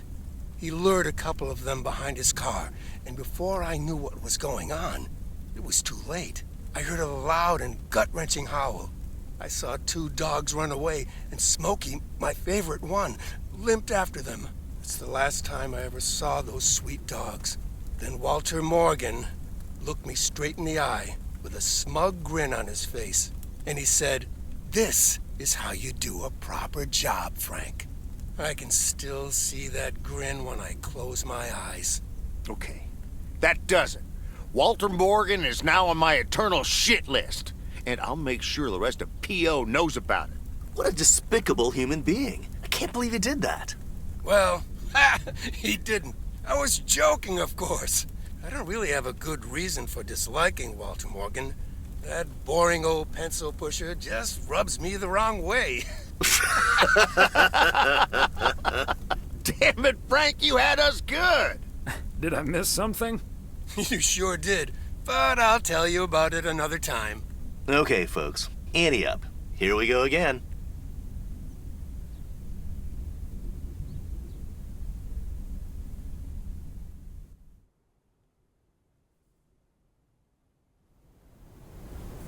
Psst, Thomas, over here.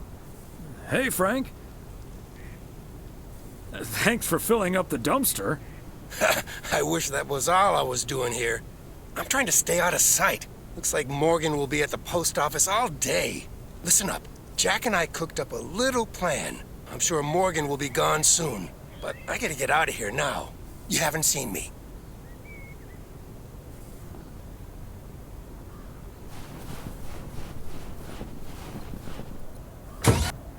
Morning, P.O. We're starting this week with a warning from Lieutenant. P.O. positive or pet peeve? Hi, Jack. KNW6 TV crews filming in P.O. yesterday.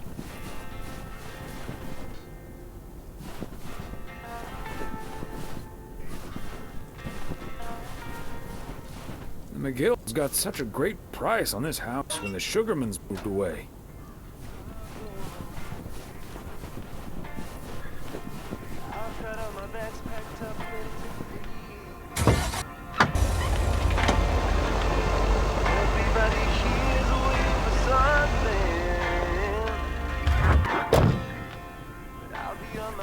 There we go.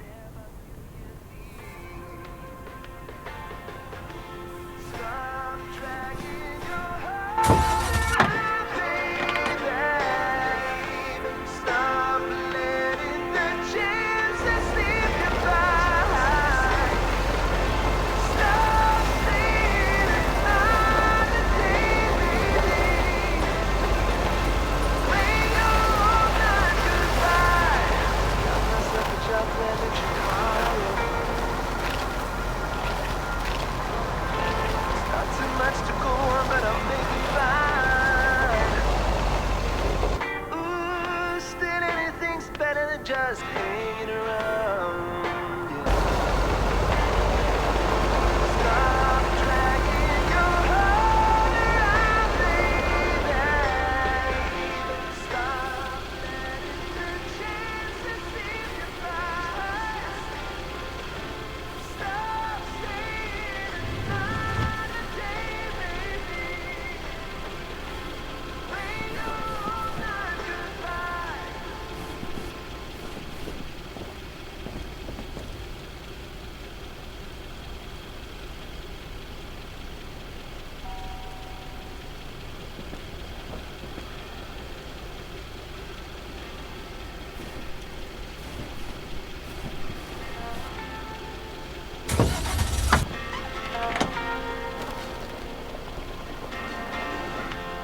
Waiting on the Greyhound to Chicago.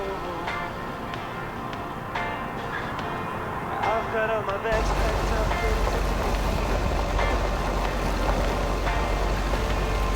Everybody here's waiting for something. I'll be on my way, I'll make it there by New Year's Eve. Stop dragging your heart around, baby. Stop letting the chances slip you by. Stop staying another day, baby. When you're all not goodbye. Got myself a job when in Chicago. It's not too much to go on, but I'll make it fine. Better than just hanging around, yeah. Stop dragging your heart around, baby. Stop letting the chances slip you by. Stop saying another day, baby. When you're all not goodbye.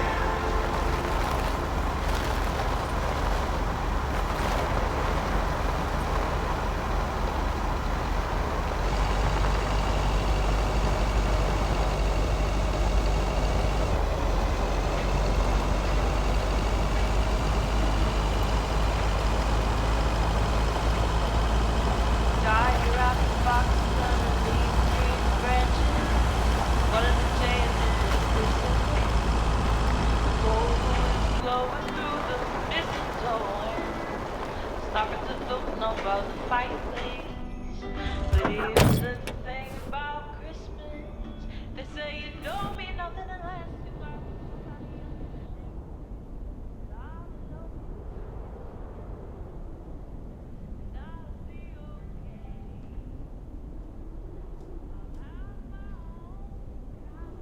No, but it's still a bit slippery.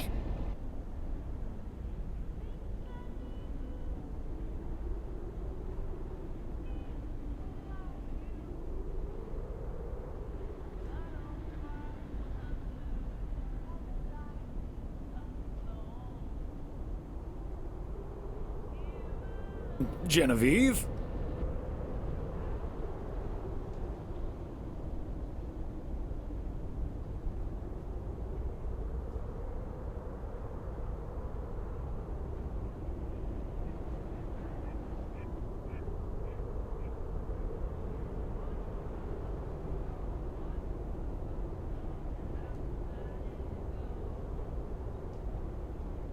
Who's apart?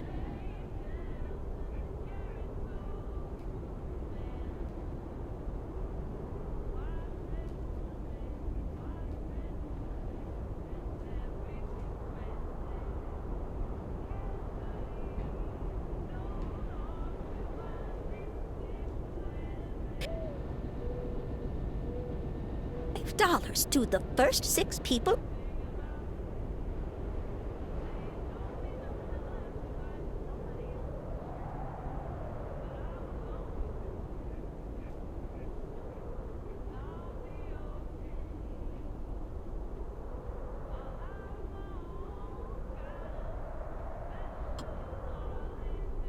great idea. What do you think, Mortimer?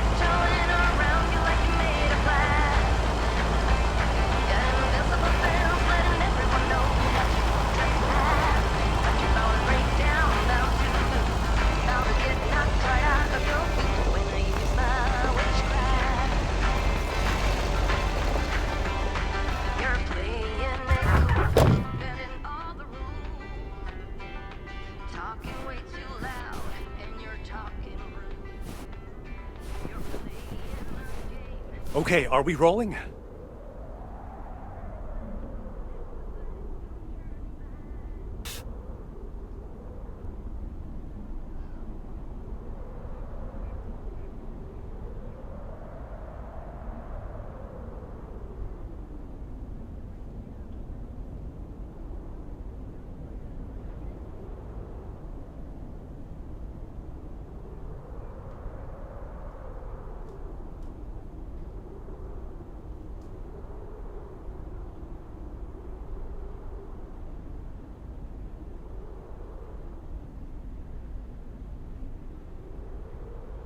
Now the watery heart of Providence Oaks finds itself completely frozen over.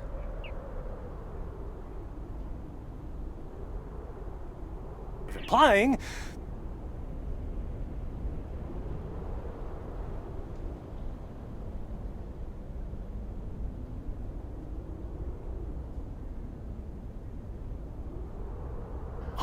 all right. Let's try something else.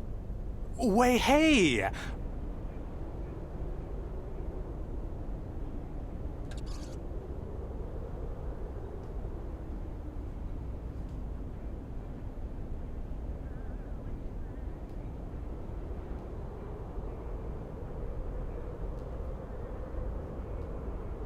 Sure, I'd be happy to.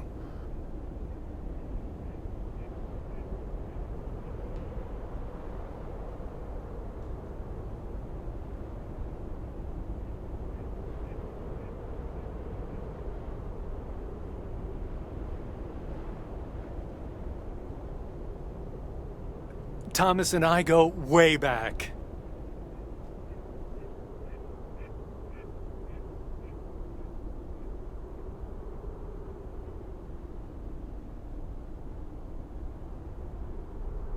Oh, Mr. Weiss, how would you characterize town and its warm inhabitants?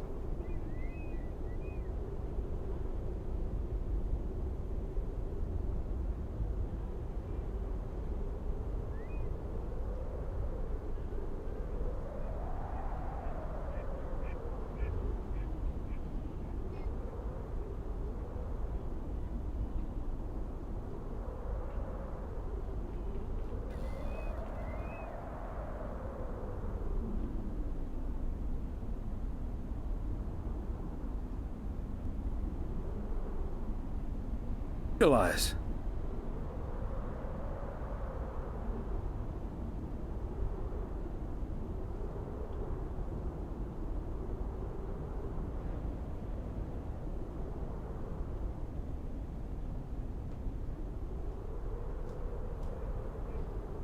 Ah, that's so sweet, Thomas Weiss.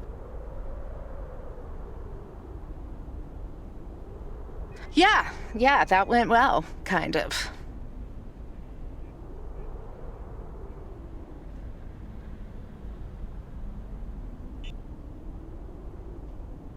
Advice would be to take those 5 in the van.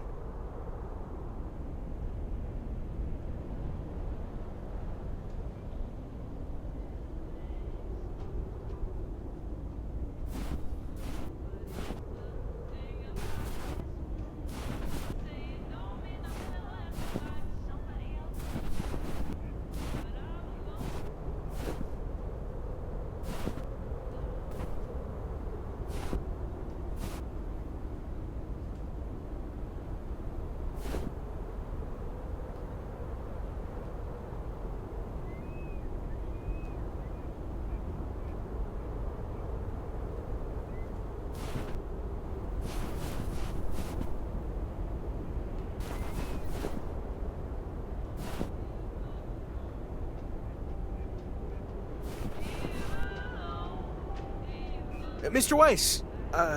Thomas, sir?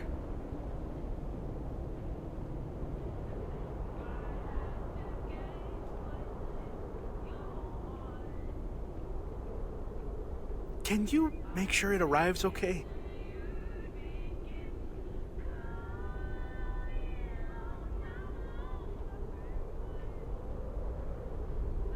Want to look your best for New Year's?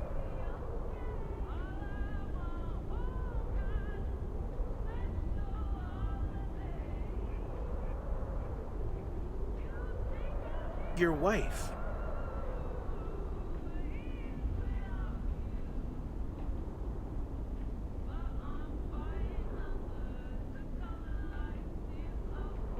Pictures?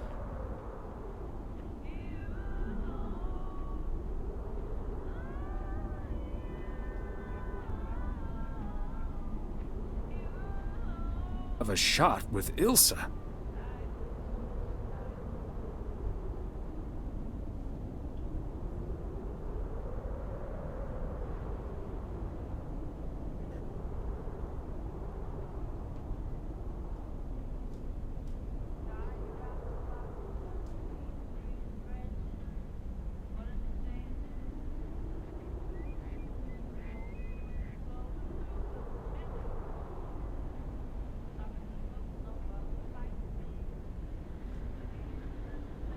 Your definitive judgment? Absolutely. That's the best I can do. All done. Hey, what are you two schmoozing about?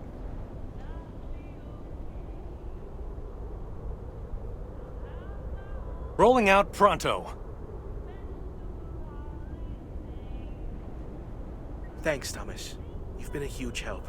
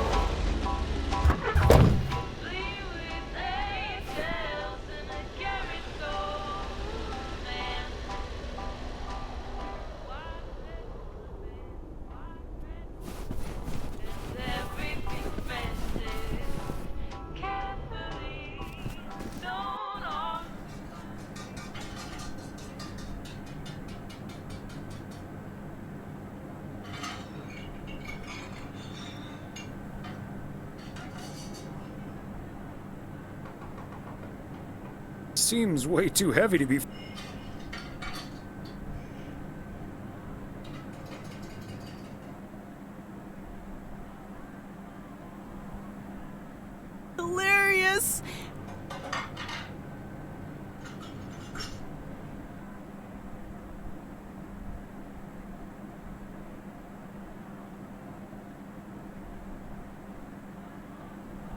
cool, you know?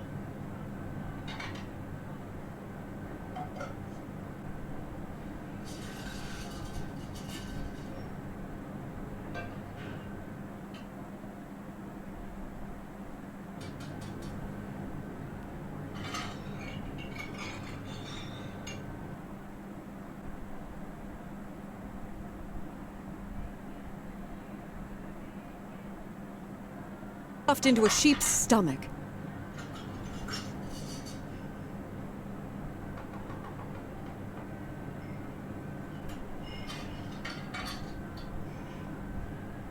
So.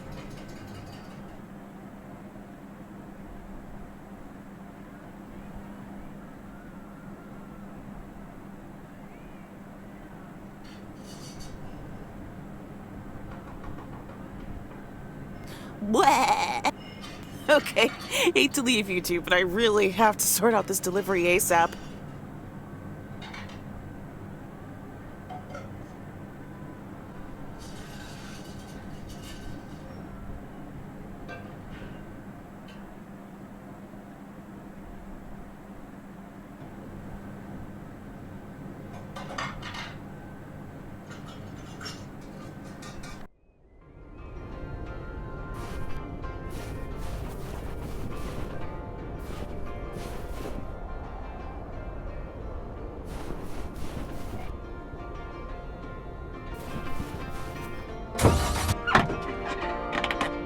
All these busy people hurrying along. If they're not on the phone, they're all worried something's wrong. Making it important to be the first in line. But when the cookie crumbles, the best piece they will find. Oh, we're racing to a red light. Try there before eyes, somehow hidden in plain sight. We're all racing to a red light.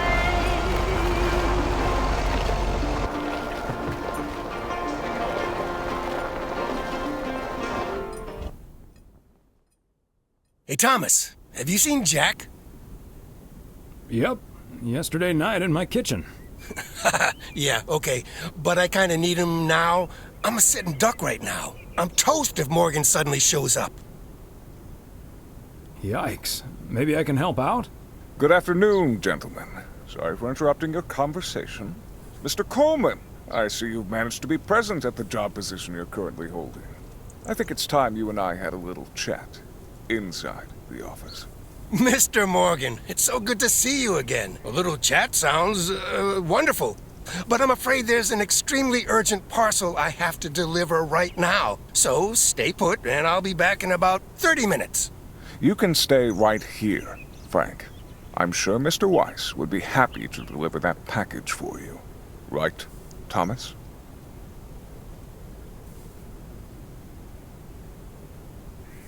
Sure, Mr. Morgan. I just finished my round, so it's not a bother. Excuse me, sir? Hi. Hello. I heard you were looking for a guy in a light blue shirt with a mustache to purchase illegal fireworks in the parking lot of the post office? Well, you found him. Illegal fireworks? Who do you think I am? Sir, you don't have to keep your guard up. Frank and Thomas here both know me very well, and I'm sure they won't tell a soul about what you're doing right now. So, what will it be? I've got rockets, Roman candles, fountains, sparklers. I even have barrages that'll give you a fireworks extravaganza that you won't ever forget. I think there must be a misunderstanding here. Please don't put Mr. Morgan in this position. If people walk by and see this, they might snitch on him and get him into trouble. He could even lose his job over this. Yeah, why don't you go inside so you can do your dealings without all these prying eyes around? I'll tell you what will happen now. I'm going to get in my car, start the engine, drive home, and pretend I did not just spend 3 days in Providence Oaks for absolutely nothing. Sir, if you take a left at the deer statue, you'll eventually pass my barn, and I can fill your trunk there in just 1 minute. Do you have cash on hand? Gentlemen, I'll be back next year. Frank Coleman, your luck will run out one day. I wouldn't bet on it. Tally-ho, Morgan. Is Morgan really going to believe Jack was the one offering fireworks? That mustache wasn't very convincing. Doesn't matter. We turned up the heat on him and he chickened out. Thanks, guys. I owe you one.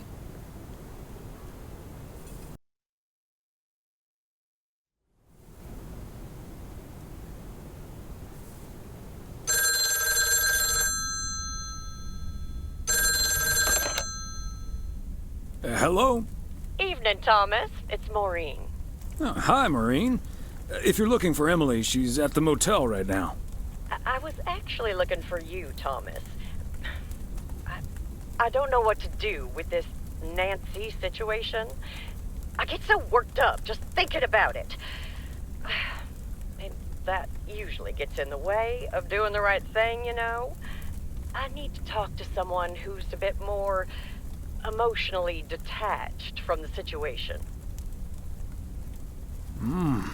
How can I help you, Maureen? Simply put, I don't know if I should give in to that Nancy Carlisle and her overpriced snacks, or tell that woman to take a hike. But then we'll end up with a lackluster New Year's Eve party. The horror of a New Year's Eve party without a decent snack selection. That's not a difficult choice for me. So you're saying I should go against all my principles just because of some snacks? Yes, snacks all the way. They may be a bit pricey, but who cares when everyone's having a grand old time? I think you're onto something there, Thomas. I'm not yet totally sure what I'm gonna do, but at least my mind's at ease now. Thanks for lending me your ear and advice. You're a doll. It takes one to know one, Maureen.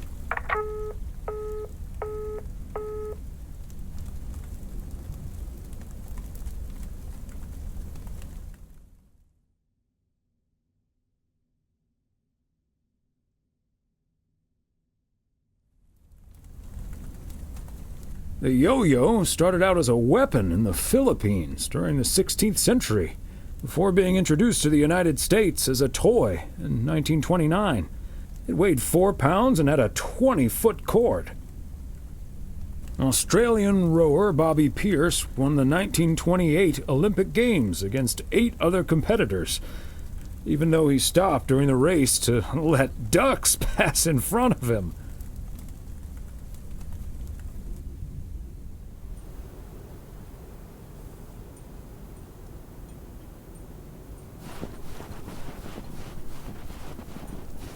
Good morning, P.O.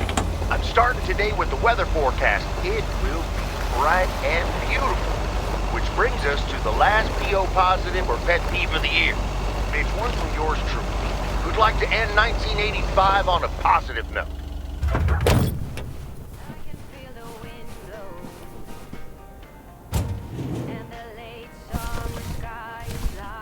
Okay, let's get this to its destination.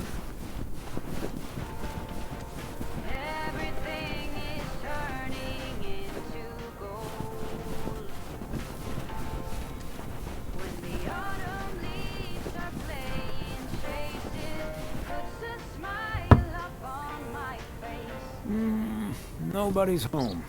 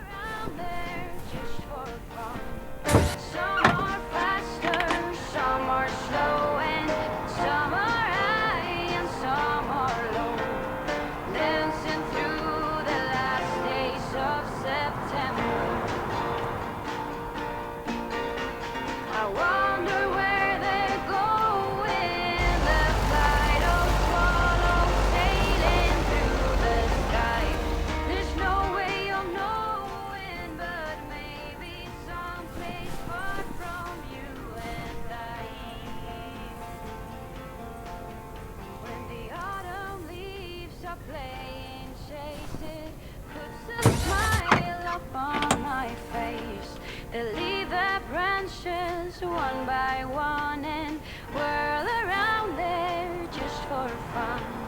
Some are faster, some are slow, and some are high and some are low.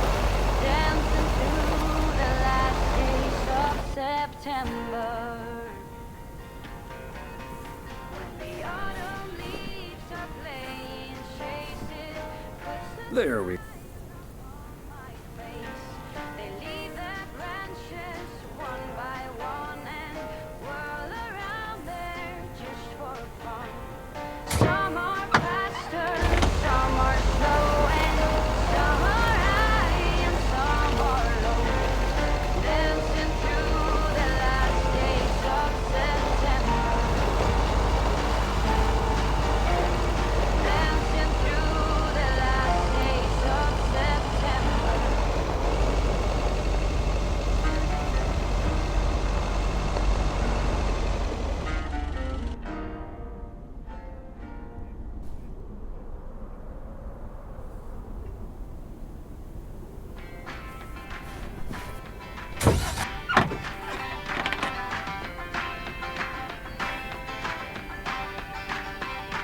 You're playing your cards with your queen of hearts.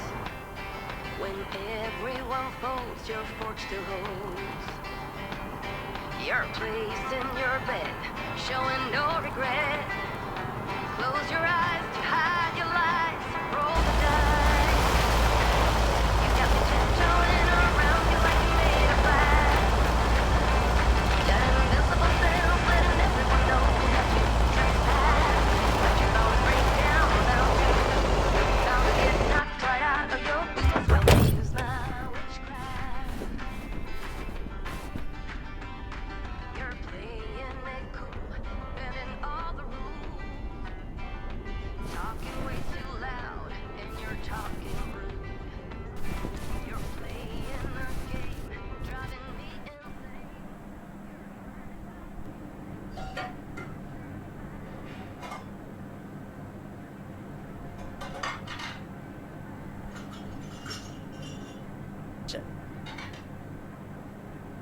The perfect solution.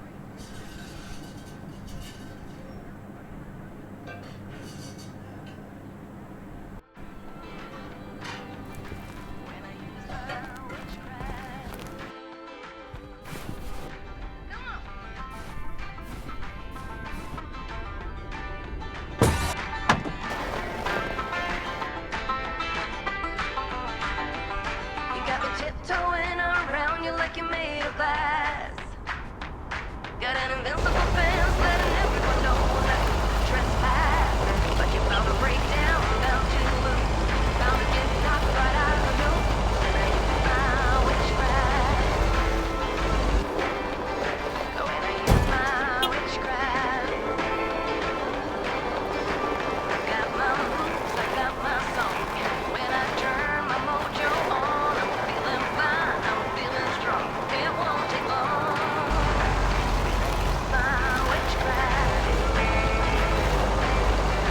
I use my witchcraft. Watch me use my witchcraft. Oh, hey, Thomas. We're about to do a little interview, but you're welcome to listen in. Mr. Price, you know Thomas Weiss, don't you? Sure do. You're resident mailman, am I right? Good to see you, man. Hi, guys. Don't mind me. I'll just be a fly on the wall here. That was Open Sky by Velvet Moon, one of my favorites. Treat for you today.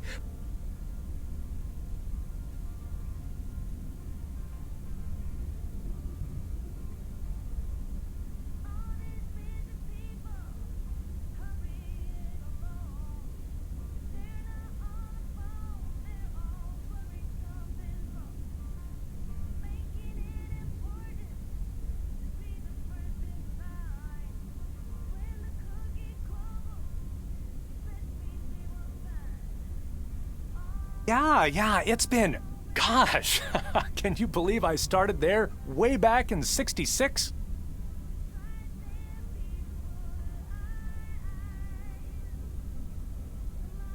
is Poplin still poppin'? That's a great title. And yet, this is the first time you've come to Providence Oaks. First time staying a while at any rate. So, Mr. Reynolds, how would you describe this town? Well, I'd say it's a... Hey! Wait a minute. Who's interviewing who here? I'll ask the questions, thank you very much. Apologies, my friend. Just can't help myself. Always chasing the story, me. It's the commitment I've made to our viewers. The price guarantee. So, what stories are you chasing here in P.O.? Oh, you know, just trying to capture the old couleur locale.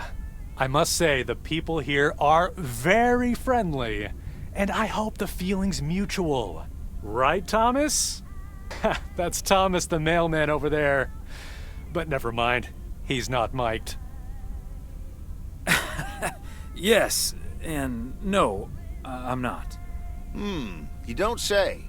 Because we happen to have a little section called P.O. Positive or Pet Peeve. You might have heard of it?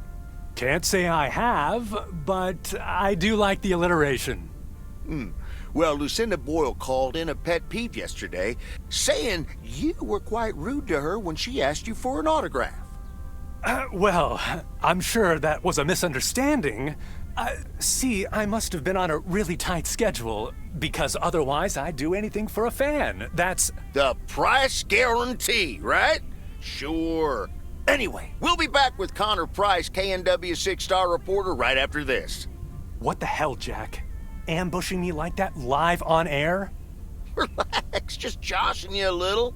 But I'll let you plug the heck out of this Oregon Trail thing you're filming. How's that? We'll make sure everyone in town fully cooperates with your crew in the home stretch. Well, speaking of the home stretch, I better get back to my job as a serious broadcaster. It's been real, pal. Can you believe this guy? Sheesh. And broadcasting being slightly obnoxious? Unheard of. Huh. That's the thanks I get for stopping by amateur hour. Sorry you had to witness that, Thomas. Made for good radio, though, while it lasted anyway. I'll see you at Moe's tonight, yeah? You don't want to miss what Frank's been cooking up. Can't wait. See you there.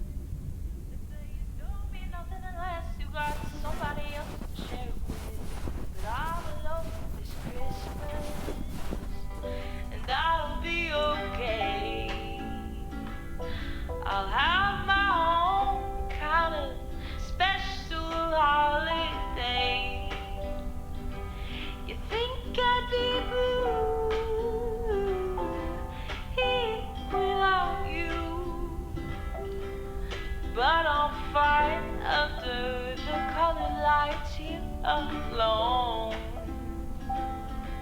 Here alone at Christmas time.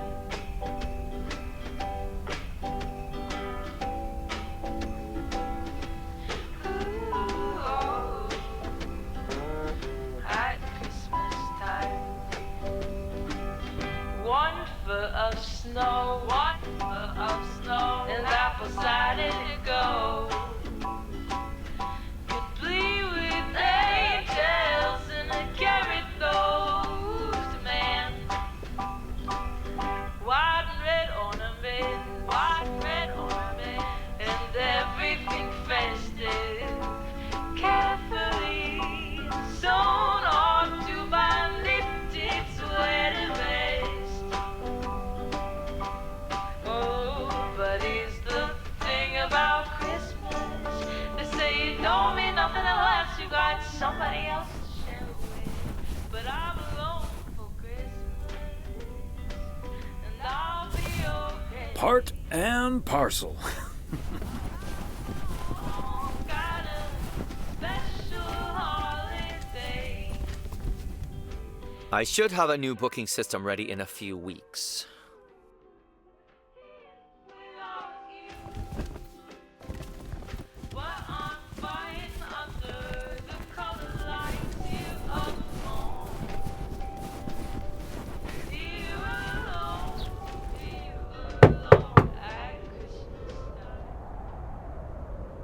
Knock, knock.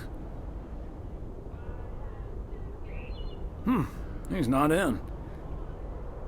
I should probably leave it with Ilsa then. Room 9.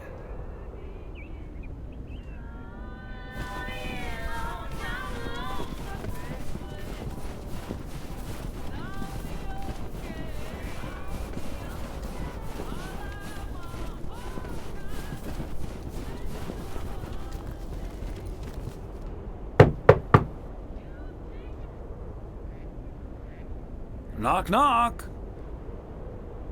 Hi, Thomas. Oh, is that Gabriel's tux? Signed, sealed, delivered. That's the Weiss guarantee. Okay, I'll take care of it. Thanks. Right then, I'll...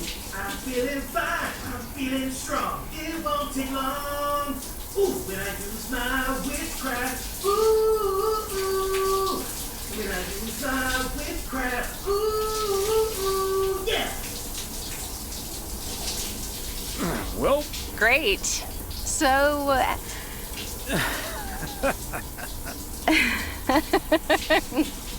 See you tonight at the diner.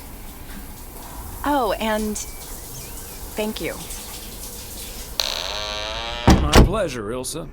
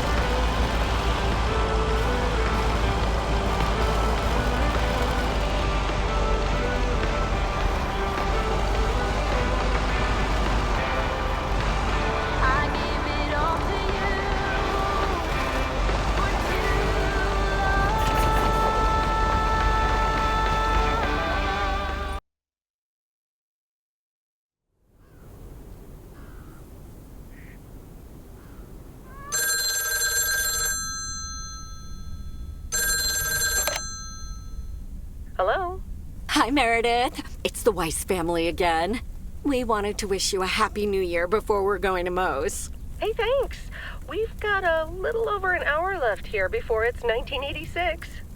You'll watch out for those fireworks, won't you? They're so unpredictable. I will. I'll probably stay inside anyways. We've got 4 more hours to go, but Happy New Year! I'd rather be early than late. Are you going anywhere to celebrate? Thanks, Dad. We're all a bit drained after making the deadline. Some guys from the office were going to do a ER Kung Fu tournament, but I didn't feel like it. A Kung Fu tournament? On New Year's Eve? Yes, Mom, it's a video game. But Tess and I are going to watch Trading Places instead at my place. I think that New Year's Eve is overrated anyway. People seem to think it must be the best night of the year, but all you usually get is a lot of drama and a solid hangover. My New Year's resolution was not to make a big deal out of New Year's Eve anymore. And it looks like I'm not gonna break it. But don't let that ruin your evening. I totally understand you, Meredith. My best New Year's Eve was actually one I spent all by myself. I don't know why, but that night I've never felt more at peace. And most parties aren't worth the hangover anyway. Maybe that's because you usually forget half of what happened. Sorry, Meredith. Your father's memory needs a little grease between the hinges. Like starting the car in time before going to Moe's? Bingo! Okay, guys, I won't hold you up. Have a great evening, and a Happy New Year. Love you.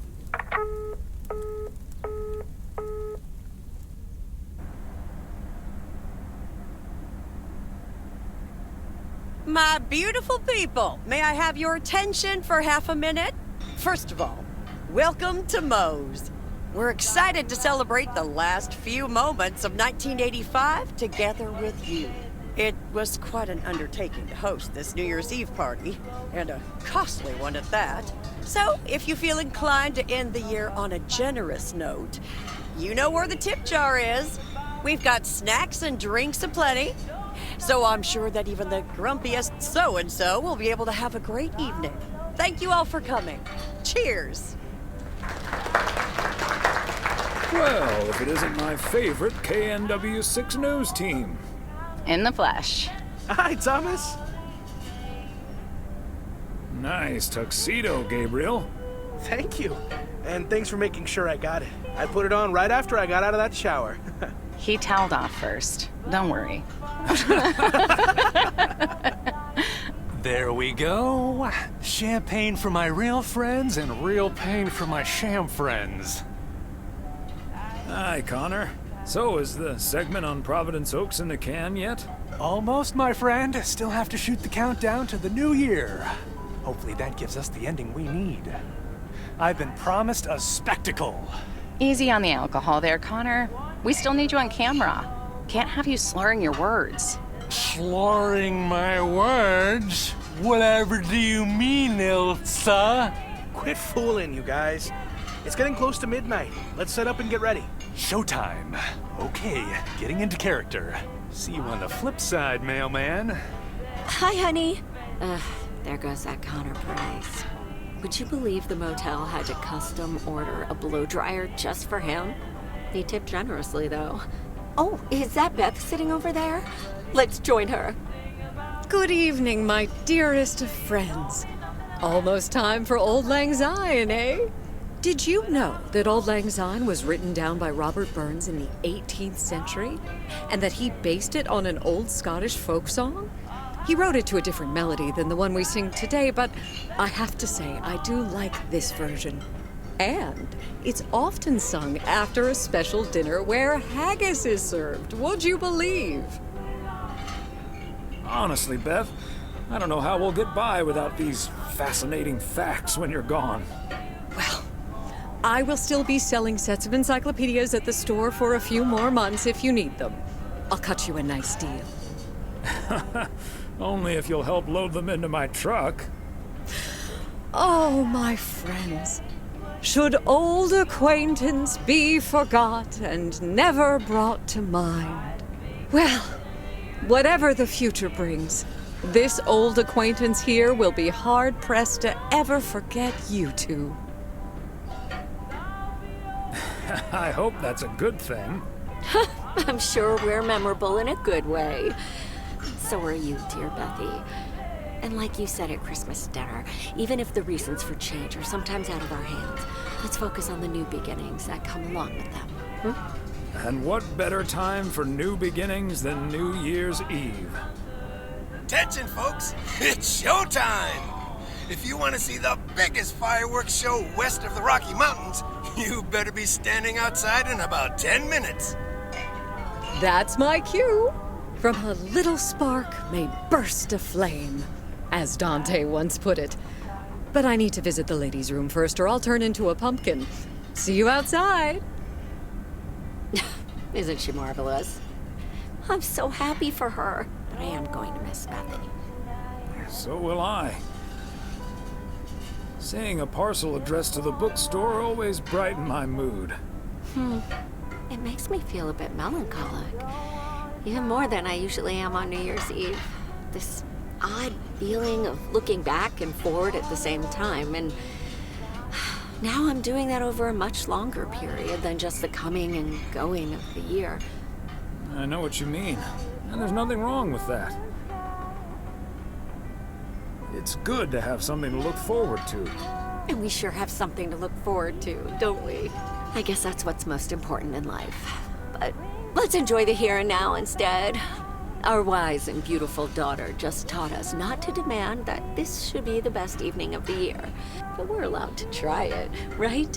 So this is where my speech ends, my dear husband. And now I need a glass of champagne. I'll drink to that, and to you, and all the good things the new year will bring us. Maureen, I need champagne. For me and my beautiful wife. You got it, sir. Just grab your glasses and join me in the bottle outside. It's less than a minute now. 20 seconds on go, Mr. Price. Go.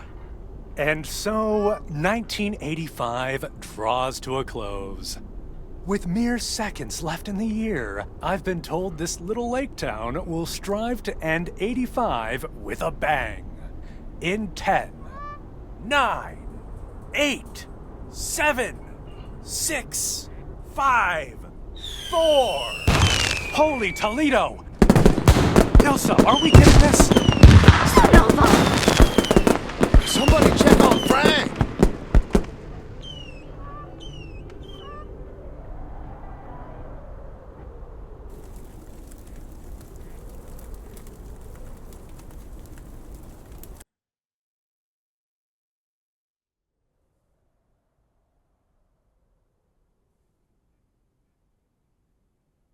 That sure sounds like a delicious eggnog recipe. Hurry up, dear. It's coming up next. Yes, don't get too excited now. It's just a preview, remember? And now, a man with a very special New Year's resolution. And he's going to tell us all about it. Isn't that right, Sybil? Absolutely, Bob. It's none other than our roving reporter, Connor Price. Connor, my dear, where in blazes are you?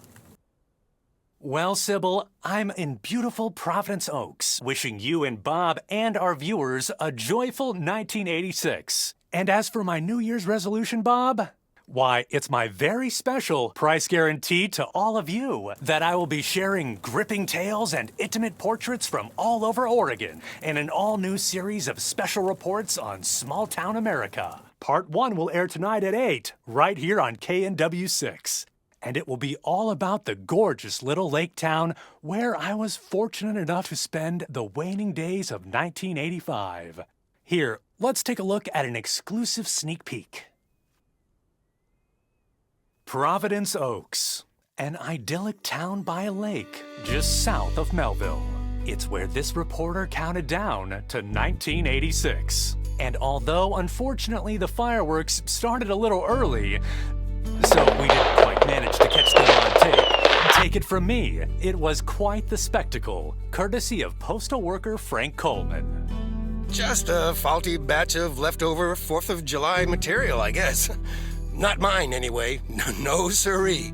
But I'm all right, folks. Really, everyone can stop calling me at home. I'm A-OK. And perhaps that encapsulates the true nature of Providence Oaks, or P.O., as it's called by those who know and love it. It's a town where even when things don't go as planned, folks will be all right and A-OK. It's just, we help each other out, and there's nothing we can't fix. A town where first impressions can be deceiving. This town may look sleepy from the outside, but trust me, there's always so much stuff to do and take care of. Ugh. A town where generations have grown up. It's a great place to raise kids, and also a great place to have been raised as a kid. Myself, I mean. Back when I was a kid, being raised here. Was that okay? A town where patience is still a virtue. To be honest, I'm not entirely sure if this is where I'll find what I'm looking for, but I do know I can keep looking here for as long as I want, and that feels great. A town full of unique individuals that, deep down, have more in common than you'd think. The average Providence Oakian probably doesn't exist. We do tend to keep to ourselves until someone needs us. Then we show up. Always. A town you can't help but love. You know, I just think it's the best place in the whole wide world. Sue me. And where everyone has a story to tell. To me, it's all about the people. Because... Yes, well, leave it to the mailman to say it best. This is home. Indeed. Providence Oaks, like so many other places in our great state of Oregon, is a small town with a big heart. This is Connor Price, KNW6 PO.